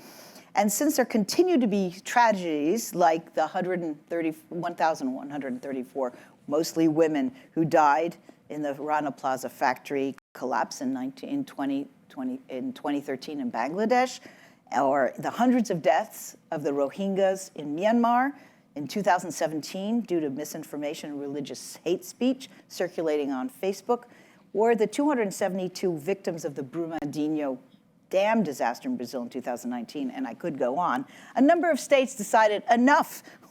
We need to encourage business to manage their risks, and so it was time to move from voluntary to mandatory measures. We're talking moving from soft law to hard law to make sure corporations started to become accountable in court of law. Therefore, in the last few years, we've seen countries like France and Germany pass due diligence legislation mandating companies to do human rights and, very important for what Professor McGraw is going to be talking about, environmental due diligence down their supply chains, and to rectify any adverse impact should they find any. And the French law in 2017 required a plan de vigilance, to set up a vigilance plan to identify and prevent risks in these areas. Non-compliance of the German law, which is a lot tougher and more recent, which went into effect January 1st of this year, could result in fines of up to 2% of a company's annual turnover and a ban from public tenders for up to 3 years. Public procurement being an important tool in the government's toolbox. Seeing the patchwork of different due diligence laws sprouting around Europe, in 2022, the EU started the process of drafting a corporate sustainability due diligence directive, which mandates larger companies to undertake due diligence on their own activities and that of their suppliers, and to identify and prevent and or mitigate any actual or potential adverse impacts of their activities on the human rights and the environment, which includes deforestation, impacts on biodiversity, which all have human rights implications. This would create environmental human rights due diligence duties for companies through their company supply chains. While some of these key provisions are still being negotiated, we're expecting the final draft in March of 2024. There will be, member states will have 2 years to convert it into domestic law, and each of these countries will appoint a supervisory authority to grant investigative and enforcement powers. This could really be a game changer. Boards will have to seriously take these human rights issues into consideration. Legal departments will be looking at human rights impacts as part of compliance.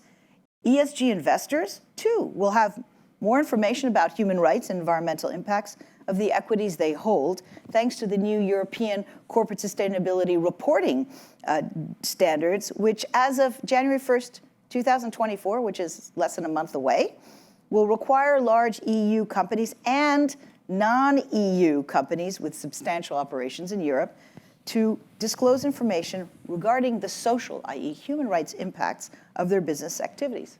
Another game changer, in my opinion. So I've spent the last semester in Italy working with companies, trying to prepare them on these new regulations, and I'm glad to see that they're finally paying attention to human rights issues. It's obviously due to the hard law that's coming down the pike. It's causing a little panic, but I'm very happy to help them focus. On the US front, lest you think that nothing's happening in the US, there has been progress with regard to closing our borders to products made from child and forced labor in the form of a strengthened Section 307 of the 1930 Trade Act, which prohibits importing any product that was produced from forced labor, and more recently, the Uyghur Forced Labor Prevention Act, effective in 2022, which bars any product sourced specifically from Xinjiang. This last regulation creates a rebuttable presumption that goods mined, produced, or manufactured wholly or in part in Xinjiang cannot be imported into the US market, and Customs and Border Patrol is tasked with the authority to seize these shipments on ports of entry. The UNGPs also urge governments to step up with the protection of human rights violations created by businesses headquartered in their country. Every government is now expected to do a responsible business conduct action plan and provide guidance to the businesses in their jurisdiction regarding human rights malfeasance. The US launched its first national action plan at the end of 2016, and the updated one is expected any week now. We're still waiting with bated breath here. In 2021, my students prepared papers on different business human rights issues to be addressed and sent them to the Federal Registry, which was quite a thrill. 1 minute? Okay. So I think this shift to making companies responsible for identifying, preventing, and mitigating adverse impacts created through their activities at home is a very positive development because it relies on a smart mix of preventive action from the private sector, investigative reporting and whistleblowing from civil society, strategic lawsuits from activist lawyers, engagement from ESG investors, and government legislation and enforcement. I look forward to where the next years bring us. And if I have a couple more seconds, I just want to say I'm looking forward to a possible international business and human rights legal instrument. I think Judge Pillay is anxious to see that too. I'd like to see greater rules and protections on the growing field of business and tech and human rights, like data extraction, which takes the topic of privacy to a whole other level, which Judge Pillay also mentioned. I'd like I'm looking forward to seeing the finance sector fully embracing and understanding the UNGPs and not reducing these concepts solely into financial ESG risks to the companies, but by truly understanding the importance of these impacts to the company's stakeholders. And as we shift toward a more green go through a green transition, I really think we need to focus on the rights of indigenous peoples, because our societies are needing the lithium and cobalt. But I hate to tell you, 90% of those minerals are on indigenous lands globally. So I hope the companies and communities find a way to implement free, prior, informed consent enshrined in the UN Declaration of the Rights of Indigenous Peoples by the UN General Assembly in 2007, have their share in benefits as we find a path towards shared prosperity and respect for the planet. And finally, I look forward to seeing businesses respect human rights in areas of conflict, in sectors that are not sanctioned by states, to work toward work being done by civil society in what responsible exit looks like. So all in all, these developments in getting companies to acknowledge their responsibilities regarding human rights may seem frustratingly slow, and I think my students feel that, but it takes time to get it right, and in the scheme of things, the international community, especially Europe, is moving in the right direction.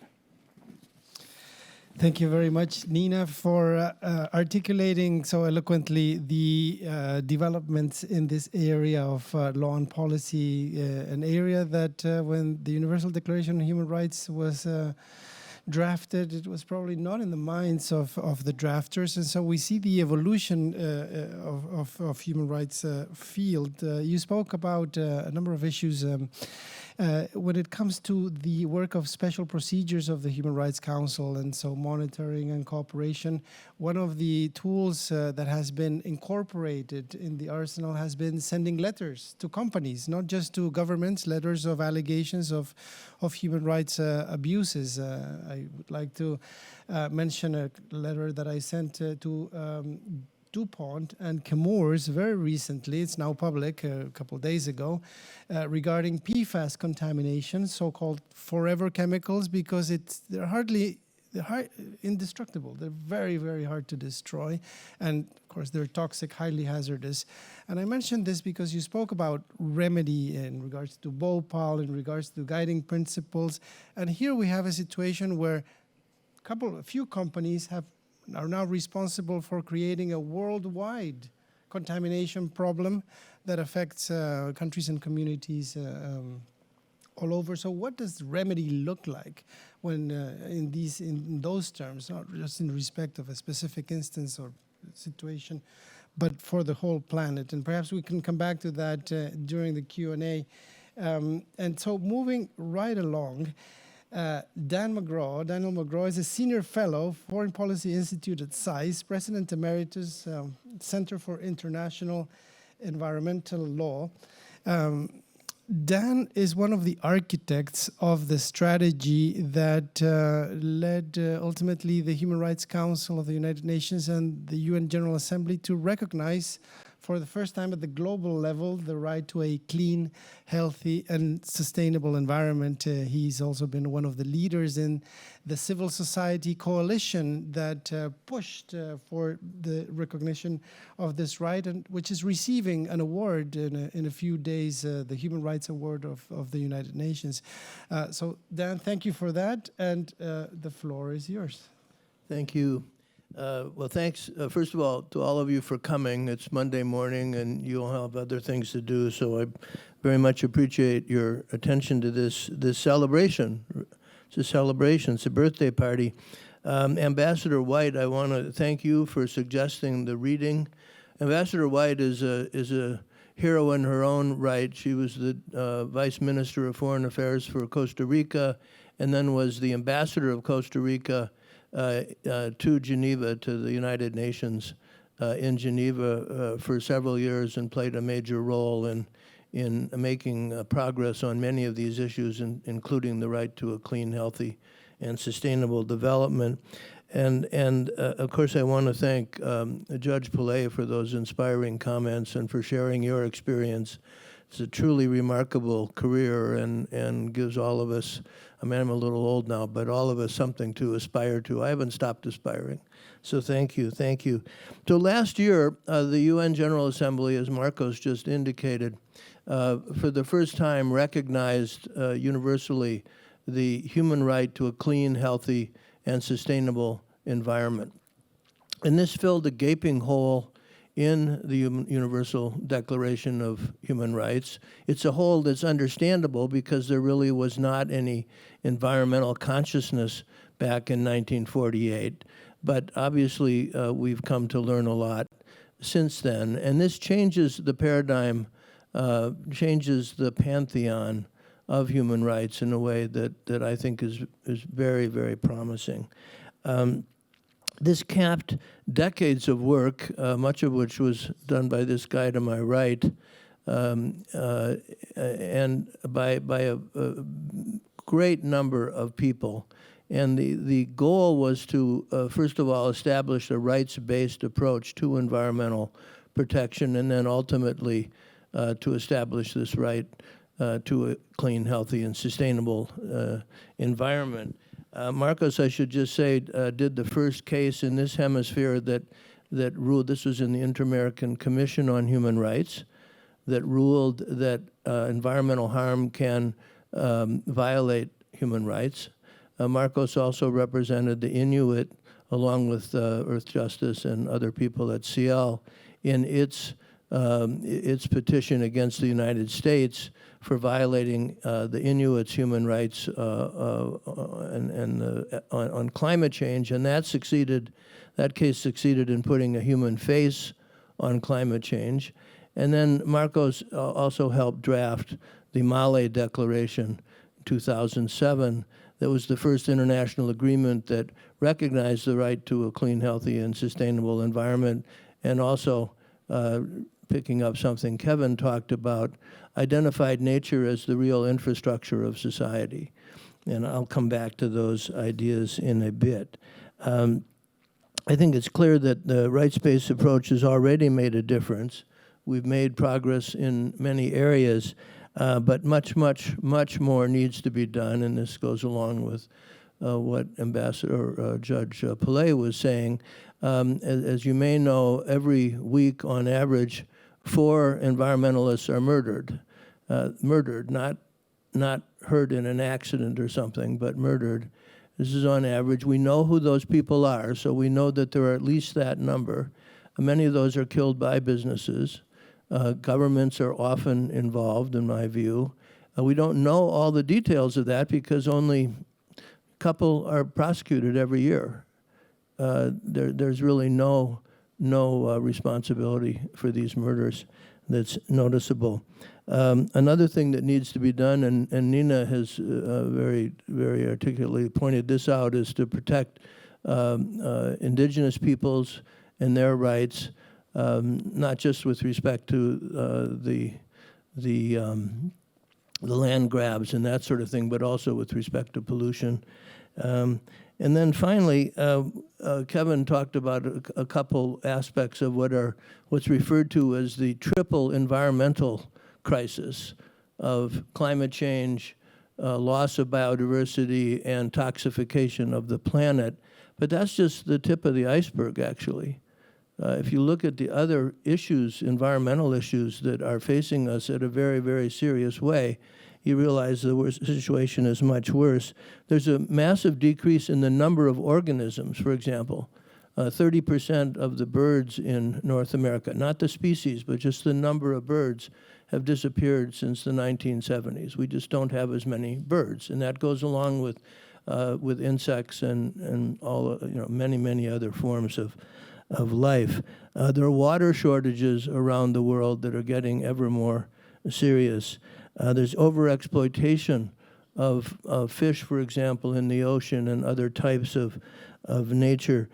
Deforestation is occurring in a frightening way. The microbial resistance to antibiotics now apparently kills about 5 million people a year, and that will only get worse. And then turns out we've changed the tilt of the earth because of our use of groundwater and storage of water behind dams. No one knows what that means. I personally don't think it means that everything it means are going to be good. But we're really affecting the biosphere in a major way, and most of those effects, or many of them anyway, are very dangerous to individuals and to society. Now, we've also made progress. One has to say that right away, so we know what to do. We don't have the political will to do it. We're not doing enough of it. But if we look at it at the macro level, what's happening is we're destroying nature's ability to provide the ecosystem services that Kevin referred to. We're really destroying the infrastructure of our society. That's what nature is, for the reasons that Kevin already outlined, so I won't go there. And in a way, we're committing mass suicide for our species and our civilizations. So it's a very important situation. I shouldn't say important, I mean a very critical situation. And I think the right to a clean, healthy, and sustainable environment provides an extremely important tool for that. So let me first ask, well, what is it? And then second, what effects could it have? So you can look at this right to a clean, healthy, and sustainable environment either at a functional level or in terms of the elements. At a functional level, we need an environment that's capable of supporting our society, capable of supporting human society, and the full realization of other human rights. So that's at the functional level. In terms of the exact elements, you can summarize those. We need clean air. We need safe and sufficient water. We need sustainably produced and healthy foods. We need environments that are non-toxic in which we can play and study and work and relax. We need soundscapes that are healthy. We need a stable climate, and we need healthy ecosystems and biodiversity. So we can identify what the elements are. We know the basic idea, and so the question then is, well, so what, right? I mean, it's a nice phrase, clean, healthy, and sustainable environment. Does it really make a difference? And those of us who have worked on this over the years, and our ideas have changed over the years as we've learned, would point to several things. One thing is it clarifies what states need to do. It's not just that they need to do clean air or something. And importantly, this right is more than just the sum of the other human rights that affect the environment and human health. It stands alone, and you can see that if you look at the situation in the Maldives or these small island developing states that are literally going to disappear. And that's more than just a right to life or a right to property. This is a much bigger human right, not necessarily more important. It's different, and it's bigger, it's broader. It can be in a capstone, we think, to cause a normative cascade. That is, if countries are actually trying to do this, then it will help it'll encourage the protection of other human rights, the right to life, the right to enjoy culture, the right to own property, the right to health. One can keep going because it turns out that so many human rights are affected by environmental damage. It also clarifies what environmental justice is all about. And environmental justice, we've heard aspects of it already with the just transition idea, which is very important. I'm not minimizing that, but environmental justice is an extremely important idea. And no part of society should bear a disproportionate burden. Everyone should be able to participate. All parts of society should have equal access to environmental amenities like sanitation and clean drinking water. But you could have all those things. If the environment is still killing you, you're not going to get justice. So this right to a clean, healthy, and clean, healthy, and sustainable environment is really what until now has been the unspoken assumption of environmental justice. And very gratifyingly to me, the statements in the General Assembly at the time of the vote in July of 2022 made clear this connection. So that's very important because we have a better sense of that. Additionally, this right provides a seamless way of protecting future generations.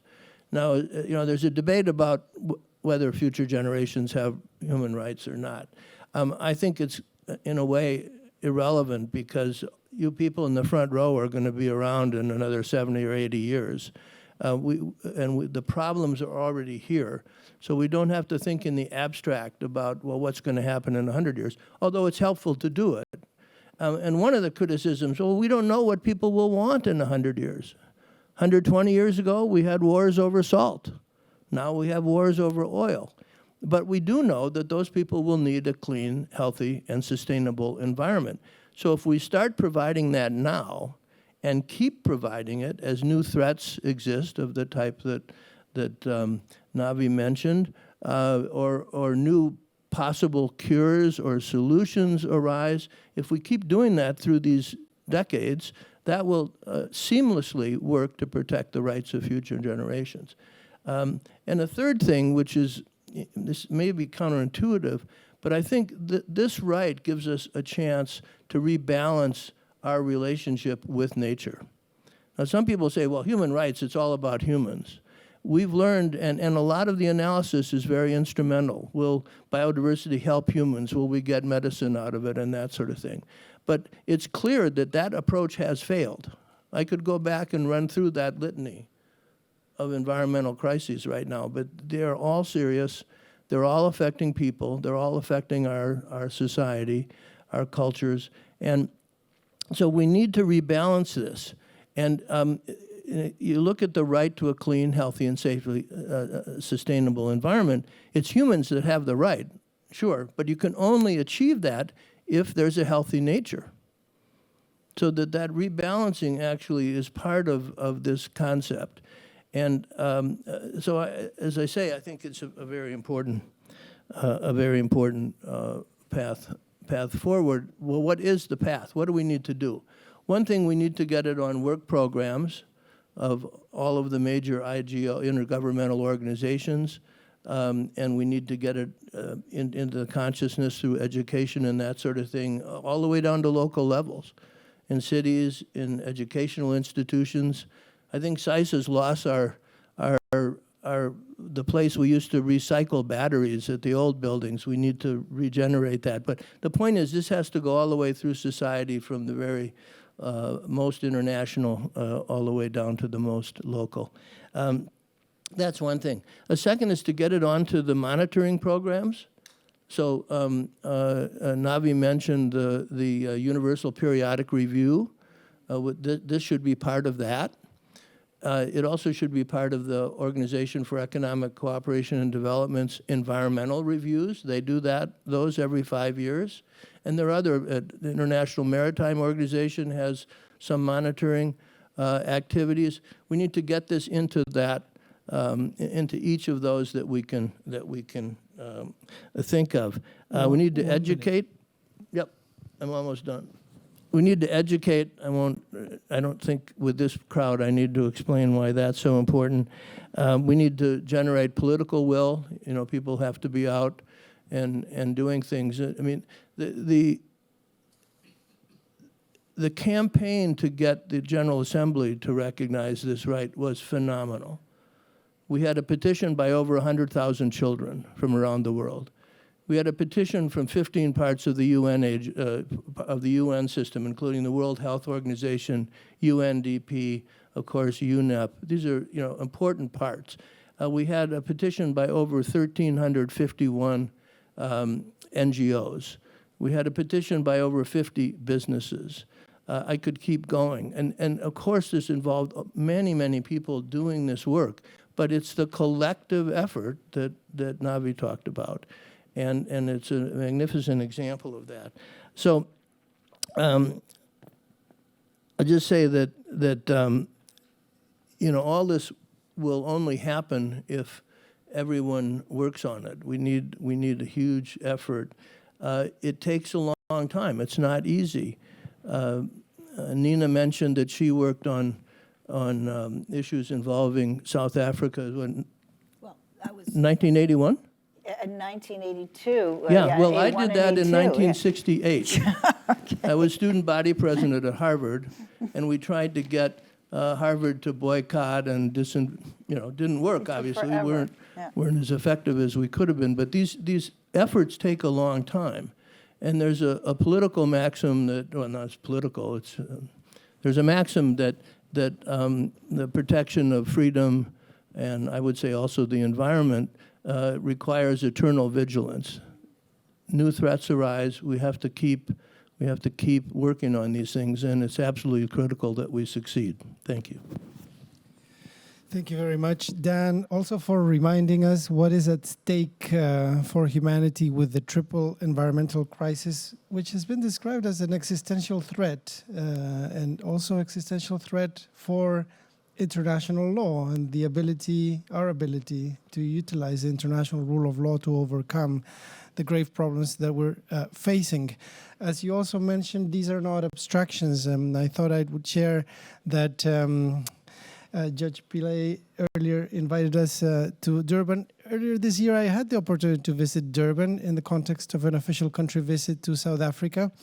I mentioned this because I had the opportunity to meet the environment minister to speak about the so-called deadly air case, which is a case where the South African Constitutional Court upheld the right to a healthy environment, requiring the government to take a number of steps in regards to the air pollution problem in the Highveld area. The minister would say, in the context of the high unemployment that we have, inequality, yes, I have the prerogative to accelerate the transition from coal and shut down the coal-fired power plant that's polluting the air. Instantly, thousands, tens of thousands, or perhaps even hundreds of thousands of people would lose their jobs. And what does that mean for the realization of economic, social, cultural rights? And I want to mention that because, as you mentioned in the General Assembly debates over recognition of this right, there were a number of countries that took the floor to speak about common but differentiated responsibilities. And so this raises a question about whether this right incorporates this principle, or more generally, how does this right relate to the principle of international environmental law that have shaped the international debate, North-South, on these issues. So there's a question also there for you. Now we move to a Q&A. So I've also asked the panelists some questions, but the floor is open, and if you could please identify yourself when taking the mic.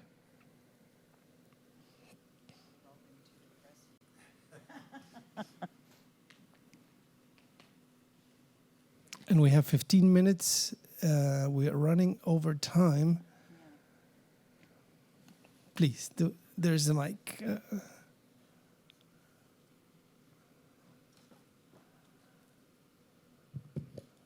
Hi, I'm Shizan. I'm first year MAIR student here. And I have two questions. One is regarding gender, and the other is regarding young generation and the workforce and universal income. So first, studies and my personal experience has shown that societies during a transition, after a transition from planned economy to market economy, well, the woman's status in the society will gradually decrease, both in households and in organizations. So studies have shown that being true in cities such as Berlin and my hometown Shanghai, but also in non-socialist states such as the post-war Britain and this country. and I just, and also it's interesting to see that we didn't see such trend in post-war Japan and Germany because women's status in the society didn't rise during the war, and maybe that's why they lost. And I just wonder, what's your opinion on this, and like if you can give me any insight on this issue. And secondly, we see an increasing trend that young people, especially those who have a college education, didn't want to work a blue-collar job, even if it means higher pay or even higher pay, less hours than a regular office job. And this is phenomenon in both developing countries, such as my home country, China, and developed world. We see that trend also here in this country and in quite a few parts of Europe. And we all see the news that,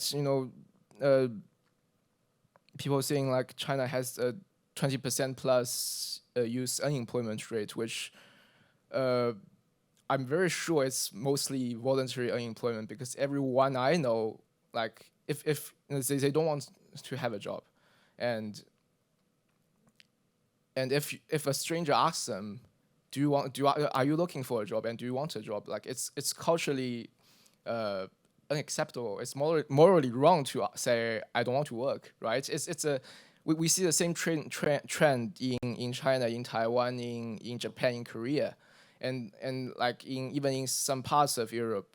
So again, and now we are seeing the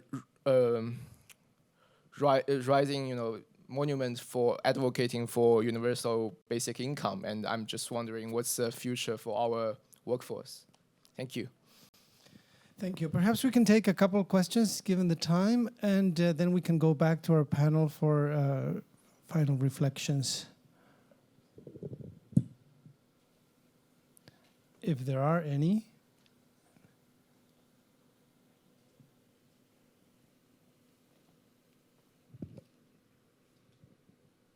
Hi. Thank you so much. My name is Julia Shelton. I had a question. I was happy to hear, Professor Gardner, where you brought up the Congo. And I think one of my biggest questions is with businesses and companies, there's a tendency of greenwashing. As soon as the Congo became more universally known and people were understanding the situation, Apple immediately released videos on, well, we're using more recycling, and then they went in and had a whole kind of commercial about their recycling program, instead of really addressing the issues going on with them using cobalt. So do you see in the future more protections for companies like this to avoid greenwashing and really forcing them to talk about the real harm that they're doing? Thank you. Thank you. Could we take one more? If there is any. Okay.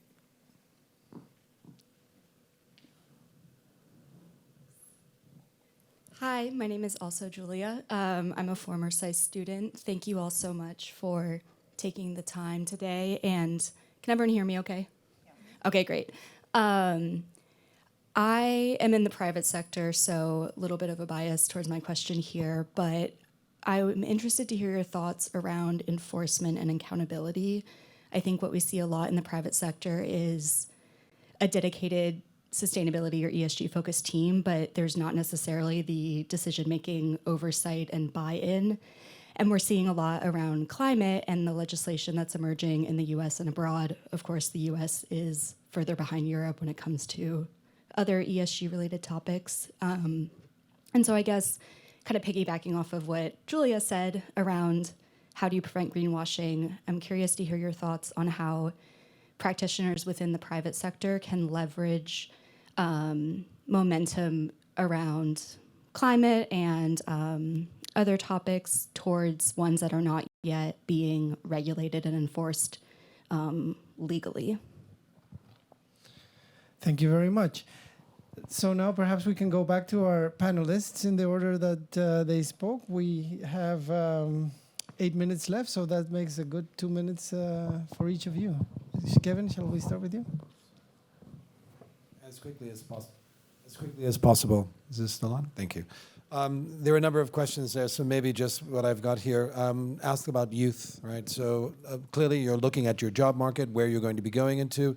Higher education, we've been pushed for a long time, incurring debt. I've, only 5 years ago paid off my graduate degree from Columbia University. But the trades jobs are growing. I think the green economy has shown that that you can use, trades jobs to sort of help with that. For example, up in upstate New York, they're building the towers for the wind turbines that are going on wind farms outside of Boston. So the schools up there, BOSIS, is actually training welders, people who are don't really have a higher level education or want a higher level education, will be able to earn $45, $50 an hour building these towers for wind farms that are going to provide the energy for the future. So I do think that trades jobs are really important. Quality apprenticeships are really quite important as well too, not just in trades, but also in mid-level and management jobs as well too. So I think there are a lot of options that young people have today. And I think exercising that is quite important. You mentioned about in Zhongguo, where you ask people about, of course you want to work, but isn't there a group of people who are very tired of working endless hours? And is it called tanping, where laying flat, where people don't want to work? People get overworked, right? I mean, the conditions of work, people don't want to work these, dull, dirty, dangerous jobs for very little pay. And that comes back also, I think, to companies as well too. The greenwashing, I'll leave the expert here to talk about that. But I think number one is that a lot of young people want to work at companies they admire. And I think for a lot of young people today, environment is a very important part of that. So if a company is going to be, very negligent in their operations, that they're going to find that the talent pool is not there. They're not going to be attracted to those companies. I do think also that ESG, the financial markets, really love the ESGs, right? It holds their feet to the fire, these companies, and are making changes on that. You mentioned the due diligence law in France and in Germany, but also the EU will be coming out very shortly with its due diligence laws, the withhold and release orders out of the US. Even the global labor strategy that was just launched by the White House, which is admirable, right? It's now starting to push these companies to say, hey, you just cannot use and abuse the environment and people. So it's really quite important. In terms of women in the workforce, well, I think you have to increase the women's workforce participation rates. That's half of your working population. So we have to put in place not universal basic income, because that gives up on work. Right? It's not really a workable solution. You need social protection measures. We need access to education, healthcare, food, active labor market policies. How do we get people to work? And when people are out there and working, and people have an opportunity to earn money for themselves, then that is something that is going to drive the economy. It's going to create a larger pie. So it's, I think, in many ways, having opportunities for women to have, for example, childcare. Right? I mean, childcare is one of the biggest barriers. Violence and harassment in the workplace. How do we address that? And then also about equal pay for work of equal value. Those are the things that are going to increase women going into the workplace. And I think I'm done there. Thank you. Sarah, on to you. Are you still with us? Yes, I'm here. Yeah. Very briefly, as I think Kevin already touched upon the most important aspects regarding the role of women as workforce. But if I correctly understood Shazan's question, in the transition from a planned economy to a market economy, how the role of women and how the protection of women's rights is impacted, and also if I correctly understood the role of women during war. Well, to answer to you, the contribution that I can give is one that focuses on the case study of Central and Eastern European countries. Again, it might be true to a certain extent, but as you see, the role of liberalism in Europe is exactly that of twisting the epistemology of human rights, even of women's rights, and trying to use gender as a yardstick for allocating blame of social pain and social distress. So it might be true, it might be, you can in a certain sense, you can torture numbers to say anything, but as a matter of fact, what we observe in Central and Eastern European countries in the transition from a planned economy to a market-based one is not one that can justify or explain the lack of protection or the lack of support for the protection of women's rights. I think the phenomenon is more complex than that. And especially urban-rural divide and really investing and trying to capitalize on, as Kevin was mentioning, on the lack of access to education, on the lack of access to the job market. I think that is where we should really find the explanation of the developments and of the challenges on the protection of women's rights in countries that in Europe transition from a planned economy to a market-based one. Thank you very much. I hope I answered the question. Yes, thank you, Sarah. So Nina, on to you. Really quickly, because we're running quite late. Quickly on remedy, because that's a really important question you asked. I think that these due diligence directives are going to have very strong penalties. Once they're rolled out. So that's some remedy because they not only have to correct the harm, but they are going to have to make rights holders whole, and also through the OECD multinational guidelines for multinational enterprises, there is this national contact point procedure with mediation, which has shown already some very promising results in some countries in terms of even with financial institutions. If they financed a company that is pushing people off their land, they have been made. This is the ANZ case in Australia, National Contact Point, where the bank also had to pay for reparations to these poor landowners who were pushed off their land and lost everything. So and they had to actually give the land back. So there's that. Greenwashing is it's a huge topic, of course, but I think there's greater transparency, and thanks to this corporate, again, sustainability, the reporting standards, which is going to force companies to really go through their supply chain and report not only on the danger and the financial risk, the risk to their company, but to the stakeholders and the communities. They're not going to be able to get away with the kind of greenwashing they've been doing. And clearly, Apple with the sort of using cobalt from the DRC is feeling that. So is not enough Elon Musk and all of these car companies that have to make batteries with lithium and cobalt. But there is this increased focus on it. And what can be done? Well, cut them out of procurement. The U.S. government has $650 billion of public procurement. If these automotive companies are not doing proper due diligence all the way down their supply chain and they find there's child and forced labor, I'm sorry, you're not going to be part of the U.S. government or other government procurement. And I think that's important. Thank you, Nina. Dan, the last word is yours. Yeah, 4 points real briefly. First, on common but differentiated responsibilities, I think the answer is yes, but it's a long, long discussion. First, from a legal point of view, I think that is a principle of customary international law. Second, from a political point of view, I think that many countries will insist on it. Third, from an ethical point of view, the ethical basis for that principle, I think, would dictate it. Having said that, CBDR takes many, many forms. And it doesn't mean that developing countries will have an extra 25 years to try to work on this issue or something. I think we have to think about what it means very carefully.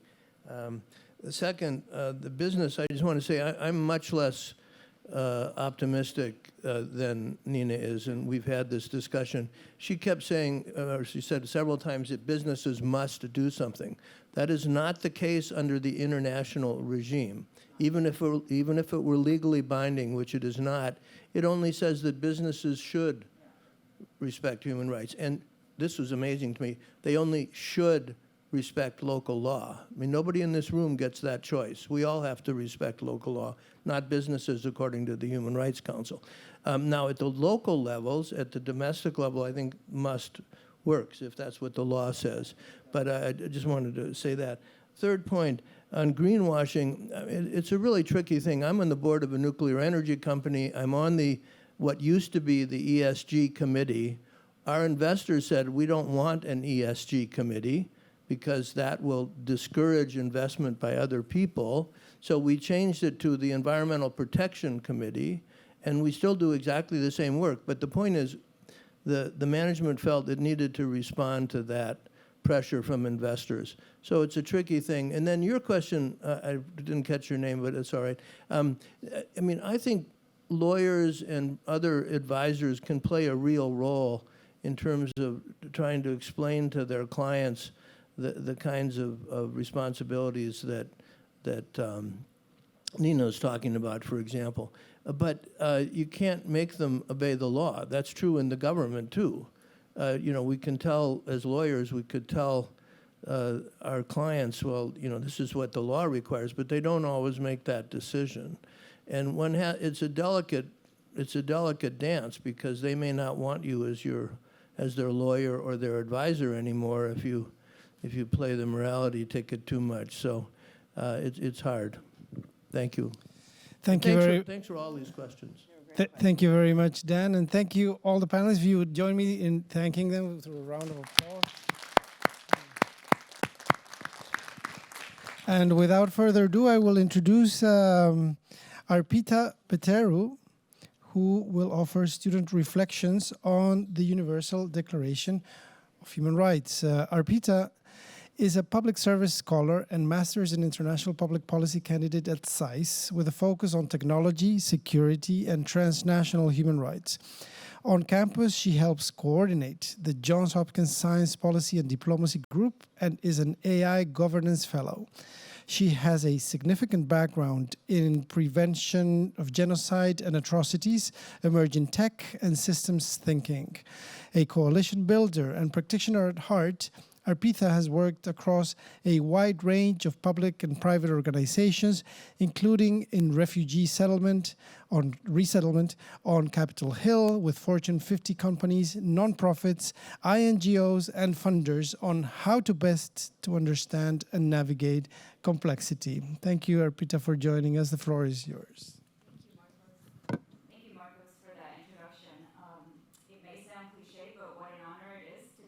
Such esteemed company and following these incredible leaders. Thank you for all that you do and have dedicated your lives to, and for enabling us to join you in carrying this work forward.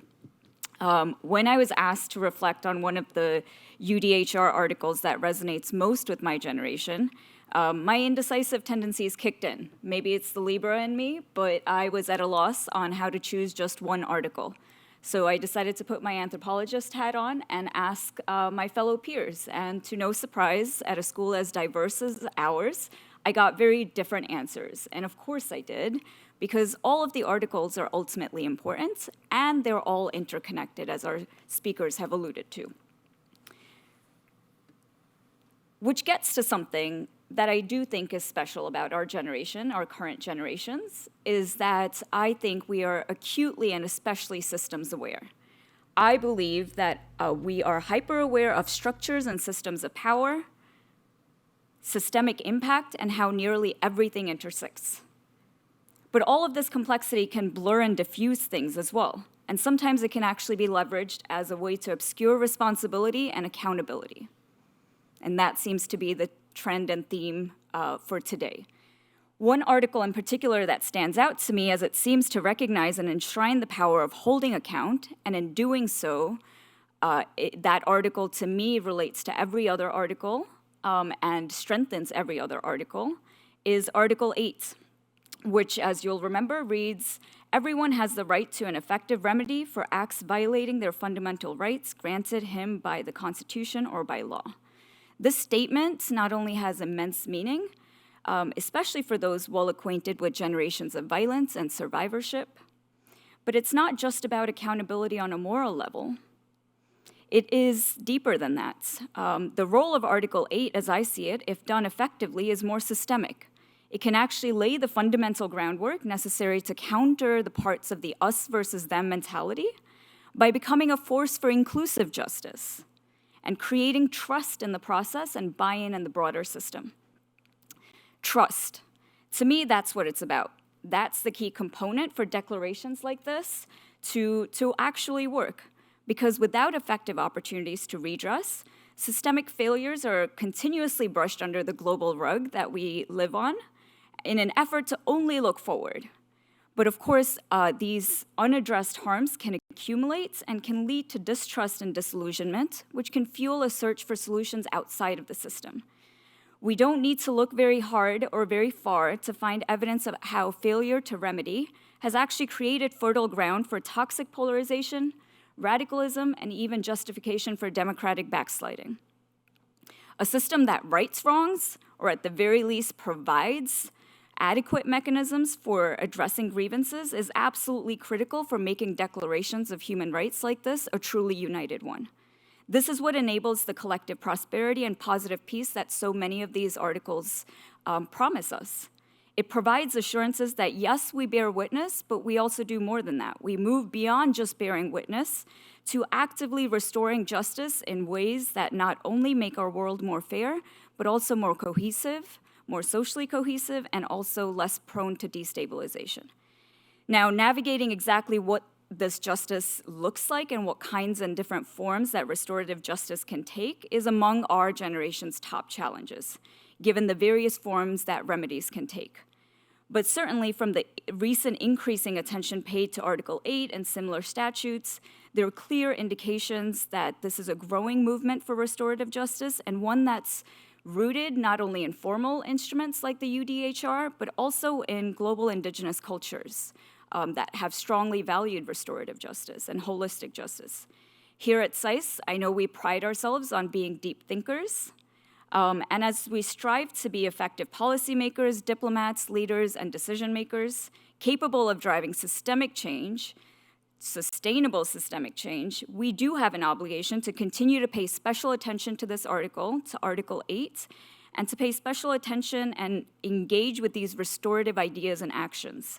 From Germany's compensation to survivors of Nazi atrocities, to the push for reparations coming from African and Caribbean countries, to the brand new fund for climate reparations created during COP28 that's happening as we speak, it's clear that this movement is exponentially gaining traction and will undoubtedly be a significant part of the next 75 years of this United Declaration of our human rights. Thank you so much. It's been an honor reflecting on this, and thank you so much for the panelists and this entire event, and especially Judge Pillay for your remarks.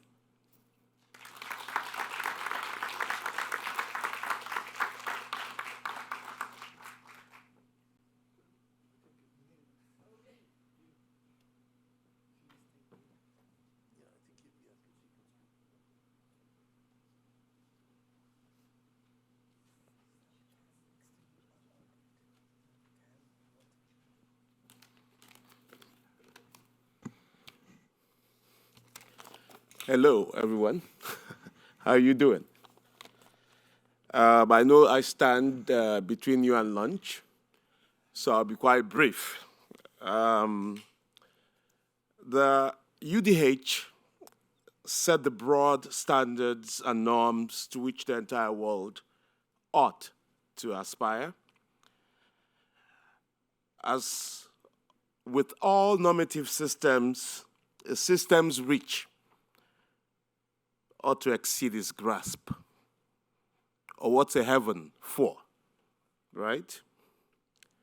Nevertheless, we must work relentlessly together to close the gaps, and there are many, we've heard about many of them today, between norms and fact.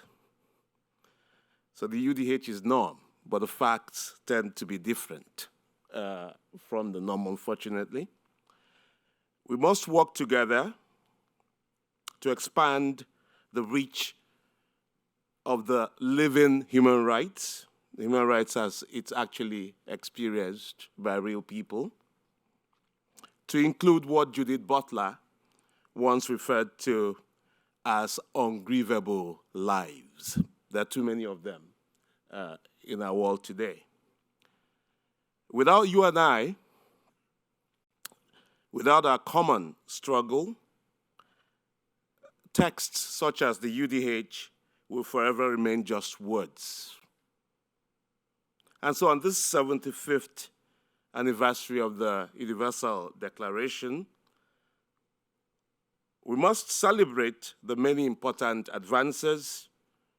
Judge Pillay, for me, personalizes those advances, the struggle, the living struggle that she represents, and many of us here as well.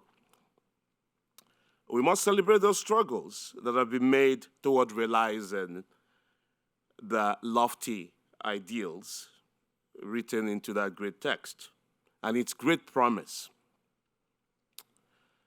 We must celebrate the proliferation, quite appropriately, of human rights texts and institutions, the valiant efforts at implementing those texts, despite all the failings, and we know that there are many.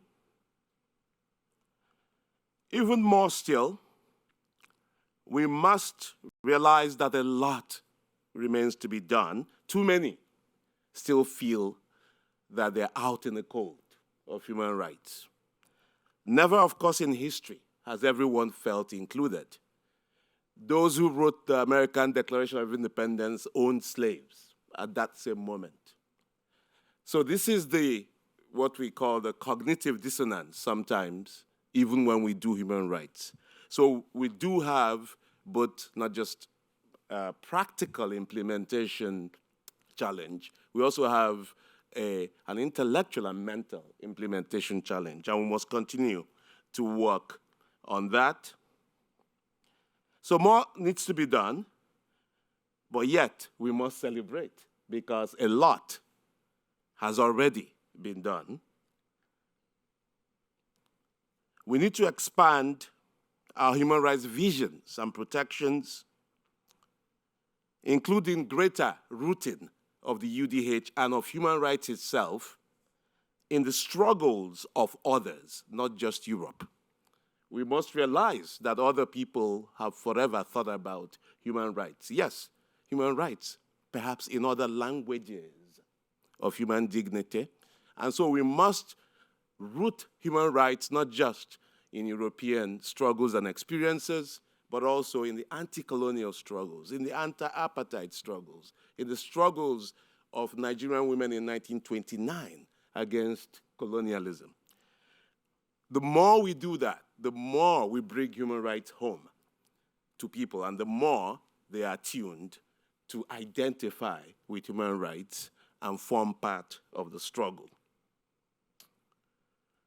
So lastly, thank you all for joining us today to celebrate this great text and the many achievements that have so far been enjoyed. Thanks especially to our keynote, Judge Pillay, who has done a lot in a long career, not to say that you're old, you're still young, but a very long career to personify, at least for me, the struggle for human rights. Thanks to many others in this room, my former colleague, I used to be a UN Special Rapporteur until a month ago, Marcos, everyone here. Thanks for all the work you do to implement human rights. Thanks for coming, and thanks to, especially to, I must say, to Nina and Dan for all the great work that you did. First to initiate this and then to organize it. Thank you so much. Yeah.